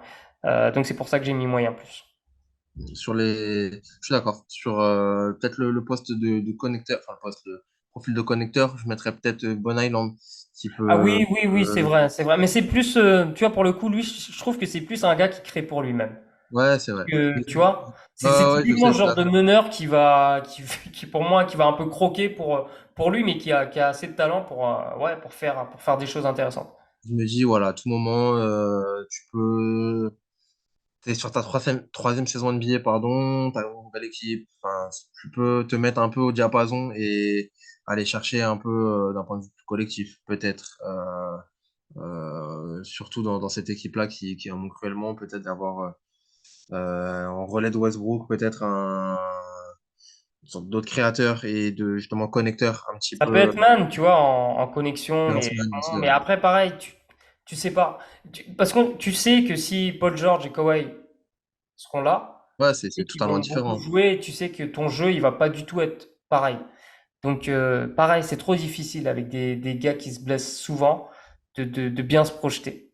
Donc, il Et y a forcément un scénario pessimiste et un scénario optimiste. je suis d'accord. Et ça va être intéressant, je pense, et je te propose qu'on fasse ça cette saison, de regarder attentivement ces Clippers-là et de revenir au bout de 10 matchs, 15 matchs peut-être, sur la première analyse qu'on fera de ces Clippers-là On Je pense qu'on verra. peut partir sur du 25 matchs, tu vois, pour avoir Ouais, vraiment oui, oui. Enfin, je dis ça d'un point de vue sur le plutôt un... début de Ouais. saison, mais en tout cas, voilà, d'avoir une première lecture sur comment ils Mhm. vont s'organiser cette saison. Et je pense que ça va être intéressant à suivre, justement parce qu'il y a beaucoup d'incertitudes et que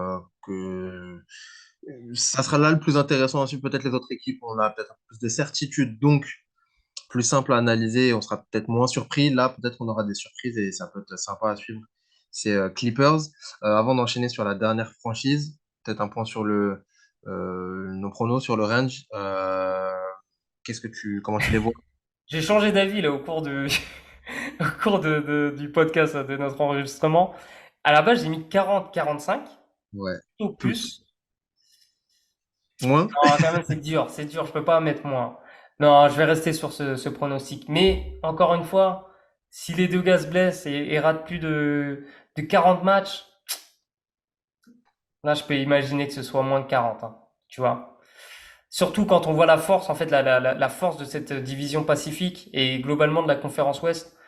En réalité, si, vas-y, je vais mettre ce truc de 40-45, mais tendance plutôt pessimiste.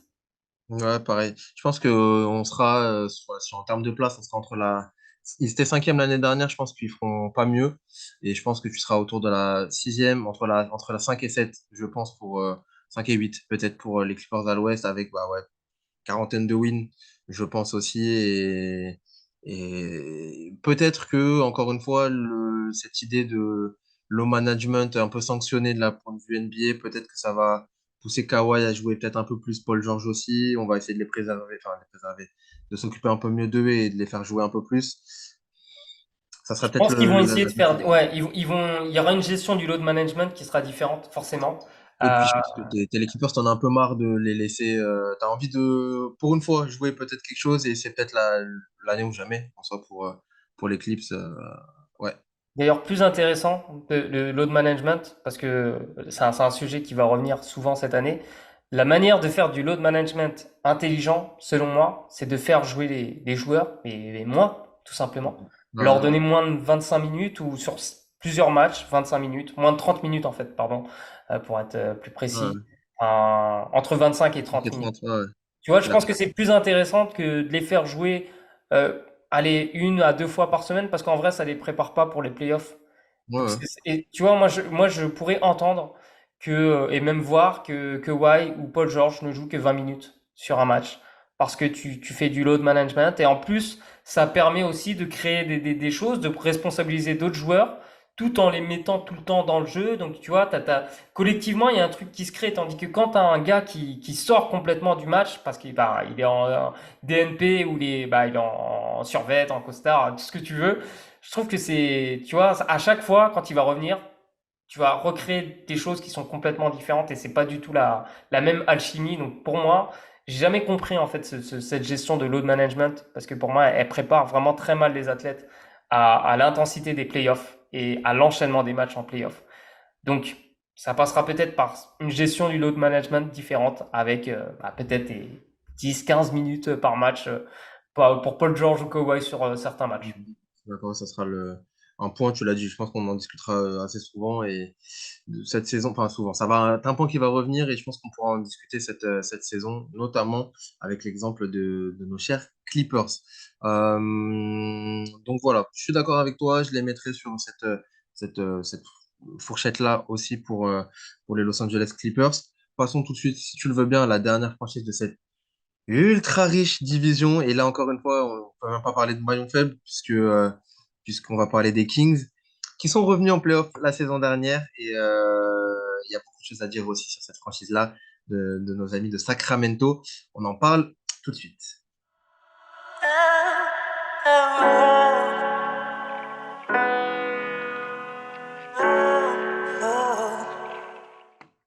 Alors, j'ai la petite fiche de nos amis. Je dis amis parce que je les aime bien, les Kings, globalement. Même si c'était une franchise de losers, je dis souvent nos amis, mais pour le coup, les Kings, c'était une franchise souvent moquée, mais toujours un certain respect pour cette franchise-là et sur le travail effectué. Et l'année dernière, encore plus, troisième à l'ouest, du coup, allez, c'est pas du tout troisième à l'ouest, premier de la division Pacifique, c'est important de le noter, Vous l'avez vu, on a des franchises ultra compétitives. Quand tu termines premier de cette division-là, c'est qu'il y a un certain niveau. 48 victoires, 34 défaites. On est sorti par les Warriors au premier tour, mais on sort après un match 7 et surtout après 17 ans sans playoff. Et ça, c'était un record. Depuis 2006, il n'avait pas fait les playoffs. C'était le record all-time NBA.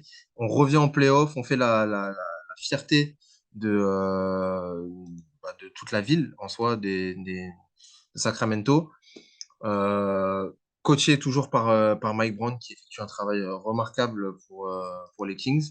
Euh, Comment toi alors, est-ce un petit point quand même avant d'enchaîner voilà, sur les Kings, un petit point sur l'effectif. On a drafté en rapido, on a drafté au poste, enfin en 24e position, pardon, Olivier Maxence Prosper. Et surtout, on a récupéré du coup Chris Duarte, on a récupéré du Noels et du Javal McGee, voilà, sur les grosses arrivées. Re-signé Barnes, Alex Len, Riley Liles, voilà. Et oui, Fred. Et Sacha Vezenkov, Effectivement. hyper Meilleur marqueur. important. Ouais, effectivement. Je suis le meilleur marqueur euh, Euroleague. de l'Euroleague. Ou de juste Olympiakos. Il me semble de l'Euroleague. En tout cas, MVP de l'Euroleague. Ouais. Donc, Super joueur. Vraiment ouais, super joueur. On va en parler de toute façon. ouais. Je sais pas, mais on va en parler, ouais. Alors, si on fait dans l'ordre, parlons de l'effectif. Est-ce que tu peux nous faire un petit point sur l'effectif tel que tu l'as noté? Ouais, bah, je vais simplifier, je vais mettre les gros noms, parce que Ouais, les petits noms, on va quasiment pas les voir. Donc on a du Sabonis chez les Bigs, Alex Len, Javel McGee ouais, et Carson Edwards, ouais, que tu connais bien. ouais. Calme. Dans les forwards, on a Harrison Barnes, Keegan Murray, Trey Lyles, Vezenkov, du coup. Et chez les guards, on a De'Aaron Fox, Kevin Huerter, Devin Mitchell, Chris Duarte, Malik Monk, Malik Monk qui est, ouais, ça sera à peu près tout. T'as Colby Jones aussi, Jordan Ford. Voilà, c'est pas, voilà. J'ai cité les principaux. Sur le effectif assez cohérent, encore une fois, pour les Kings. Si on revient sur notre façon de procéder depuis le début de ce podcast, avec le premier point sur le pouvoir de gravité, tu les as notés top. Est-ce que tu peux détailler un petit peu? On a parlé de cet effectif-là. On a des jolis noms quand même et un effectif assez fourni malgré tout. Est-ce que tu peux détailler un petit peu comment toi tu les vois sur ce premier point de pouvoir d'attraction de gravité? Ouais, bah alors t'as un ball handler élite avec De'Aaron Fox, vraiment un super joueur, super créateur. On l'a vu hein, l'année dernière, il a passé un step supérieur. En sortie de banc, t'as Malik Monk aussi qui est capable de créer pour lui. Enfin, c'est vraiment un dynamiteur en sortie de banc. T'as du shooting, ça space. Kevin Huerter, il est de plus en plus respecté. Il était déjà respecté, mais clairement, c'est l'équipe qui a fait penser aux jeunes Warriors. Hein. L'année dernière, on a vraiment un style de jeu qui est similaire. En plus, tu as Harrison Barnes qui fait le lien, Keegan Murray, super shooter, et Sabonis qui crée le jeu depuis une position d'intérieur mais très écartée. Donc en fait, il y a un pouvoir de gravité qui est de par le shooting de Werther, mais aussi de par le shooting de Werther, de Keegan Murray, mais aussi de par la création de Fox. Ça peut couper dans tous les sens. Enfin, c'est vraiment plaisant à voir, quoi. C'est vraiment l'équipe qui m'a le plus plu l'année dernière, mon équipe coup de cœur. Donc ouais, super jeu. Mais en termes du coup de gravité, j'ai mis top parce que t'as pas Stephen Curry, quoi. Je pense que Werther est bon. Bon, on a vu que l'année dernière en playoff, c'était un peu plus compliqué. Mais toujours est-il que ça reste du top niveau. Elite, c'est une autre catégorie. Et pour moi, ça reste top en termes de gravité. Et ça peut encore monter parce que tu as un effectif qui a été beaucoup, enfin pas beaucoup, mais qui a bougé aussi la saison dernière, de l'adaptation. Là, tu repars sur les bases de la saison dernière, donc tu peux pas que progresser, mais dans l'idée, ça peut encore progresser cet axe-là. Et surtout, il y a un axe, on va parler si tu veux bien, du deuxième point, du pouvoir de création Ouais. collective. Je pense que c'est intéressant. On a beaucoup parlé de cet axe Fox Sabonis Mhm. qui a fait des ravages et on a douté un petit peu euh, quand Sabonis est arrivé, qui arrive des Pacers, on a beaucoup de monde à douter. On a lâché Haliburton. Tout le monde, beaucoup de personnes étaient en mode, est-ce que c'était vraiment la bonne chose à faire, Sabonis? Peut-être pas, je sais pas. Et au final, pouf, tous les doutes ont été oubliés. Sabonis qui fait une saison incroyable, qui termine je sais pas s'il termine au NBA, mais bon, il est pas loin. En tout cas, Sabonis. Il y a un axe qui est là, sur ce deuxième point de création, de pouvoir de création collective. Comment toi, tu les vois, cette saison encore? Ben, je pense que moi je les ai mis élite, tout simplement parce que leur motion offense, le fait que, ben, je te dis, hein, ils jouent en five out, c'est-à-dire 5 extérieurs, Sabonis qui touche la balle quasiment à l'extérieur, enfin à l'extérieur le plus souvent, et derrière ça gravite autour de lui.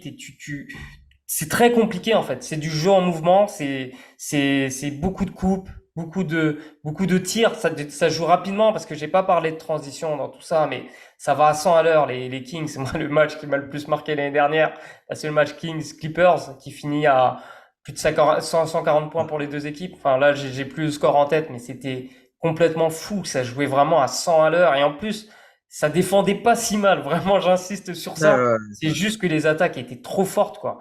Et vraiment un coup de cœur énorme. Et en plus, je trouve que Vezenkov, c'est très malin de l'avoir pris dans cette équipe parce que l'année dernière, il jouait à Olympiakos qui a un jeu hyper collectif aussi. Et du coup, c'est une pièce qui s'ajoute bien en fait à ce style de jeu-là. Donc, je les trouve plus forts. Enfin, ils se sont renforcés. Duhart, super gars. En plus, donc Vezenkov qui peut vraiment bien s'acclimater dans ce collectif. C'est aussi un super shooter, c'est un super créateur. Bon, le point d'interrogation, ça va être sur la défense, évidemment, avec lui. Mais ouais, pour moi, tu perds pas. En fait, par rapport à l'année dernière, t'as pas tu t'es renforcé, même. Tu t'es ouais. renforcé. Donc, pour moi, je l'ai mis élite à ce niveau-là parce que l'année dernière, ils étaient élite à ce niveau-là. Et je suis d'accord parce que tu perds pas grand-chose et tu restes sur la continuité de la saison dernière. Et Et ça, c'est la c'est meilleure attaque hein, de la NBA l'année dernière, hein, les Kings. Hein. et ça va être. L'offensive rating, l'offensive Ouais, rating, ouais, c'était 119. Plus de 119 points pour eux, donc c'était les numéros 1 en NBA. parce que tu as ouais, effectivement De'Aaron Fox, on a parlé sur le premier point, offensivement, tout seul, très très fort et surtout qui a réussi à faire jouer les autres et qui a trouvé une force collective. Mike Brown aussi a réussi à faire en sorte que cette équipe soit des meilleures attaques de la ligue la saison dernière. Si on se focus un petit peu sur l'autre penchant, c'est-à-dire la défense, sur le point 4, on reviendra encore une fois sur le point 3 après, sur la richesse de cet effectif. Mais si on parle de premier niveau défensif, là, comment tu les vois? Je vois que tu les as notés faibles. Ouais. Ouais, je les ai notés faibles. C'était leur point faible l'année dernière. Ça va être toujours le cas. Yaron Fox, c'est moyen en défense. Ouais. Kevin Huerter aussi. En fait, on n'a pas de. C'est pour ça que quand j'ai mis Davion Mitchell, avec Davion Mitchell, tu passes C'est, à un meilleur niveau parce que pour le coup, lui, c'est vraiment un top défenseur. ouais. Mais sur les autres joueurs, ça reste très compliqué. Alors Duarte, super défenseur aussi, enfin un bon défenseur en tout cas. Mais bon, encore une fois, on ne sait pas comment est-ce qu'il va avoir beaucoup de temps de jeu, comment ça va se dégoupiller pour lui. Donc ouais, ce premier rideau, je trouve que c'est relativement faible. Malgré le fait qu'effectivement Davion Mitchell pardon, soit défenseur élite, je sais pas encore parce que ça mérite d'avoir un échantillon plus large, en tout cas sur plus de saisons. Mais ça reste ouais, un défenseur, un très bon défenseur pot de colle comme je peux pas avoir. Et ça peut peut-être influer sur le niveau des autres. Tu peux cacher peut-être, avec un Donovan Mitchell, potentiellement cacher peut-être des joueurs comme De'Aaron Fox, qui ne sont pas les défenseurs, plus grands défenseurs de la ligue. À voir, à voir. Après, je trouve que en playoff, enfin, les Kings ont été quand même nettement meilleurs en défense. Bon, bien sûr, hein, ça scorait dans tous les sorts, mais on a vu des choses vraiment très intéressantes dans l'agressivité, tu vois. Donc après, c'est plus difficile sur une saison régulière, beaucoup de matchs, tu mets pas la même intensité sur tous les matchs. Donc c'est pour ça en fait il faut partir avec un capital haut et je trouve que sur le premier rideau t'as pas de capital haut. pour cette équipe. Parlons du deuxième rideau. Est-ce que tu vois un capital haut pour les Kings ou pas? Bah non, hein, c'est un peu voilà, un peu la fait à part pardon Harrison Barnes. Je trouve que c'est pas mal du tout aussi qui gagne Murray, qui gagne Murray en défense. Mais bon, t'as pas ce protecteur de cercle élite dans cette équipe. Malgré bon, t'as aujourd'hui Javal McGee, mais bon, c'est plus le Javal McGee de l'époque, tu vois. Donc ouais, non. Edwards, c'est pas mal. Pour le coup, j'aimerais qu'Edwards il joue peut-être un peu plus. Parce que il y a peut-être un truc à jouer, tu vois, par rapport à ça. Mais bon, Et ouais, pour Christian Edouard, c'est un mec qui peut faire entièrement le job. Mais ça reste un jeune joueur ouais, aussi et surtout avec l'effectif que tu as là, est-ce que tu peux lui donner plus de responsabilités? Est-ce qu'il va être capable de les prendre? Je sais pas, mais il a le niveau pour. En tout cas, s'il se met dans les bonnes conditions, il peut le faire. Et il y a beaucoup de joueurs comme ça qui peuvent, enfin beaucoup. Il y a des joueurs comme ça chez les Kings qui peuvent. Ça peut être une très bonne surprise. J'en parlerai à la fin sur le prono, mais ça peut être une très bonne surprise. Et effectivement, un joueur comme Edwards peut le faire. Des mecs comme Sabonis aussi sur le deuxième rideau là. C'est pas un défenseur élite, mais ça reste un défenseur, enfin, un joueur très intelligent qui peut potentiellement avoir un impact un petit peu et tu peux essayer de corriger certaines choses. À voir. ouais. Et du coup, ben, on enchaîne sur le point suivant, si tu veux, la richesse défensive. Ouais, Moi, j'ai mis moyen plus parce que c'est une équipe qui est bien coachée. Mike ouais. Brand a longtemps eu cette réputation de coach défensif. On a vu que l'année dernière, il nous a tous surpris en reprenant des principes des Warriors, mais ça a hyper bien marché. Je pense que ça a souvent été un coach sous-estimé en attaque, mais pour le coup, je pense que voilà, il va trouver des choses. Tu vois, il tente. C'est un peu comme j'ai dit tout à l'heure avec Steve Kerr. C'est un mec qui va tenter des choses en défense. Il va tenter des zones, peut-être des défenses combinées, tu vois, du triangle et deux, du box and one, tu vois. Donc, cette équipe est très bien coachée. Donc, je pense que même à ce niveau-là, ils vont, Mike Brown va sans doute trouver des choses, tu vois. Il va se débrouiller pour que ça, voilà, ça ressemble à quelque chose défensivement. Tu vois, c'est pour ça que je pense que tu vas avoir un net rating, tu vois, différentiel entre l'attaque et la défense je pense, qui va être un peu plus haut. Tu vois, parce que peut-être que l'attaque, je vais l'avoir au même niveau, mais en défense, ça va être un peu meilleur. Enfin, j'ose espérer que sur cette saison 2, ce soit meilleur défensivement et que ça conserve un bon niveau en attaque. Et on rappelle hein, que Mike Brown a été élu coach de l'année dernière, donc quand on dit bien coaché, c'est pas trop une prise de risque non plus. Et surtout, tu parlais de principes repris sur les Warriors et de similitudes avec les Golden State Warriors. Mike Brown a été assistant du côté des Warriors pendant très longtemps, là je l'ai là, pendant presque 6 ans, de 2016 à 2022 avant d'être coach des Kings. Il était assistant du côté des Warriors. Donc il a ces principes-là, il a cette identité de jeu aussi là, et c'est pas étonnant de retrouver des similitudes entre les Warriors et les Kings, au-delà du fait qu'ils soient dans la même division et que voilà, quelque chose qui est assez logique en soi dans la construction de ces Warriors-là. Si on parle pour terminer là, de la richesse de l'effectif, peut-être sur les Kings, t'as top. Je suis relativement d'accord. Est-ce que tu peux détailler un petit peu, mon cher Frédéric, Ouais. les profils qu'on va retrouver chez ces Warriors-là? Bah, sur les ball handlers, bah, t'as du De'Aaron Fox, du Malik Monk en sortie de banc et du Vezenkov en sortie de banc aussi. T'as du jeu posté avec Sabonis. T'as aussi Alex Len qui est capable voilà, d'apporter sur ce point. T'as des rim runners, McGee. Mais bon, encore une fois, je sais pas s'il va vraiment jouer. Mais bon, toujours est-il que tu peux avoir ce profil-là. T'as du Edwards aussi dans ce profil-là. T'as des connecteurs pour le coup. Vezenkov, je l'ai dit. Sabonis aussi, super connecteur. Barnes aussi, capable. T'as du stretch fort, évidemment, Keegan Murray, Harrison Barnes aussi, hein, qui joue 4 dans cette équipe et qui a été très adroit hein, d'ailleurs ces dernières saisons. T'as du shooter, Kevin Werther, on l'a dit, hein, enfin il y a beaucoup de shooters Keegan Murray dans cette équipe. Rim protection, j'ai dit, c'est enfin protection de cercle, pardon, faible.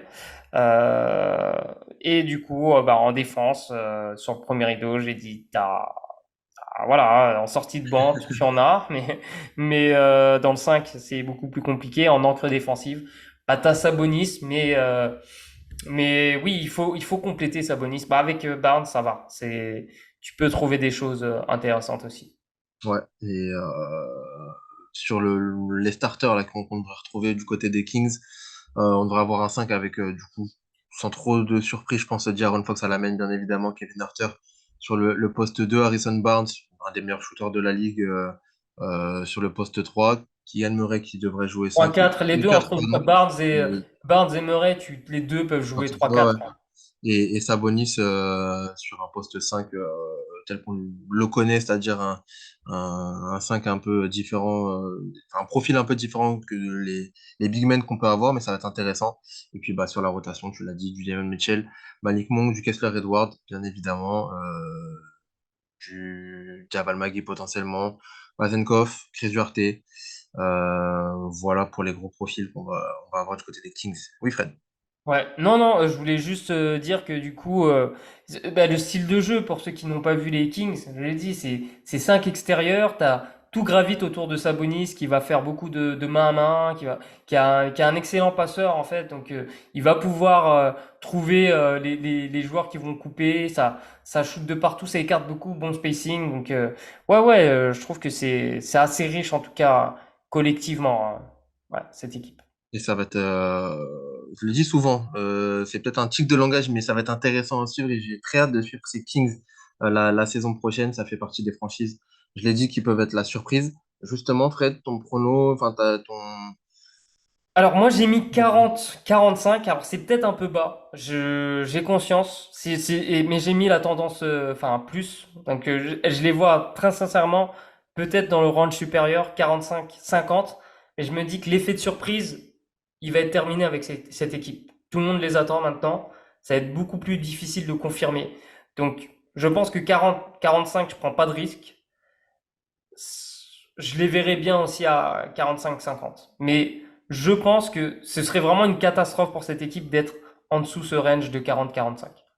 ok, ok, je les vois plus haut Mhm. et, enfin plus haut, pas plus haut, mais justement sur la fourchette haute de ces 45 wins aussi, comme la saison dernière à peu près. Euh, Même si je pense que je vais me tromper parce que les Kings me font souvent mentir. Et quand je les vois bas, ils sont hauts. Et quand justement je les vois un peu mieux, ils me font mentir. Donc je les vois plus haut, mais je pense que c'est pas impossible qu'ils soient sur la fourchette basse.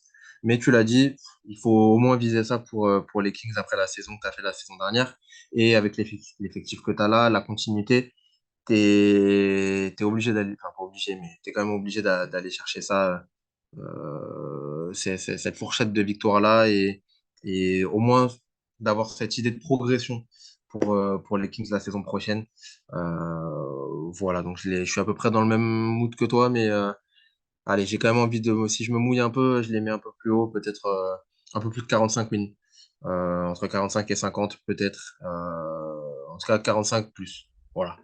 Ok, ça se tient complètement.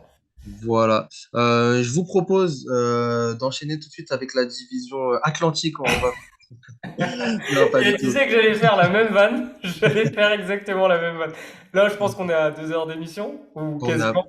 on a à peu près ouais, dans plus d'une heure et demie. Et en tout cas, très intéressant. Et malgré le fait qu'on ait dit qu'on irait plus vite, c'est toujours intéressant de détailler les franchises en espérant vous avoir contenté et avoir été le plus exhaustif possible. C'est difficile parce il faudrait se spécialiser, faire des podcasts sur chaque franchise d'une heure pratiquement. Et ça, on laisse le soin à des comptes spécialisés pour ça. Et on sait que sur Twitter notamment, il y a beaucoup de comptes qui peuvent vous apporter toute l'actualité, toute l'analyse sur vos franchises préférées. L'idée là, c'est d'avoir un avis un peu général sur cette division qui est ultra riche et ultra condensée. Ça va être très difficile à pronostiquer et surtout à se dépatouiller pour toutes ces équipes-là. Donc voilà, on a essayé de le faire au maximum en espérant avoir été assez complet. N'hésitez pas à nous dire ce que vous en avez pensé, à débattre avec nous. Toujours très ouvert au débat que ce soit Fred ou moi, justement, pour revenir là-dessus et sur les profils qu'on vous a présentés. Peut-être qu'on s'est trompé, peut-être qu'on a dit des choses qui n'étaient pas dans l'air du temps, peut-être qu'on a une mauvaise vision. N'hésitez pas à nous le dire. Toujours intéressant de débattre et voilà, surtout avant le lancement de la ligue. Donc voilà, on va se remettre à la page et on va se relancer dans le monde de la NBA tout doucement avant le lancement le 25 octobre prochain. C'est ça. Je voulais juste ajouter que la prochaine fois, on fera du coup la division Atlantique. Hein, on est d'accord, mais on le fera pas aujourd'hui, je vous rassure. C'est déjà très long pour nous aussi. Et on fera aussi un spécial Brooklyn Nets pour toi, Yonim, et un spécial Orlando Magic. On va peut-être le faire sur la même émission. Hein. Ouais. Donc voilà, pour vous préparer, on va pas faire les 30 franchises, clairement. On n'a pas le temps de faire les 30 franchises. Et clairement aussi, ce qui est intéressant, c'est que, comme l'a dit Yonim, tous ceux qui ont suivi les équipes qu'on a citées, enfin, enrichissez-nous avec ce que vous avez vu sur toute la saison, parce que clairement, on peut pas voir les 82 matchs de chaque équipe. Déjà, même le Magic, j'ai pas vu les 82 matchs l'année dernière. Je suis à 70 plus, mais les 82, c'est difficile. En tout cas, la saison prochaine, je ferai les 82 matchs, mais voilà. En tout cas, on est là, c'est une discussion. On n'a pas la science infuse, loin de là.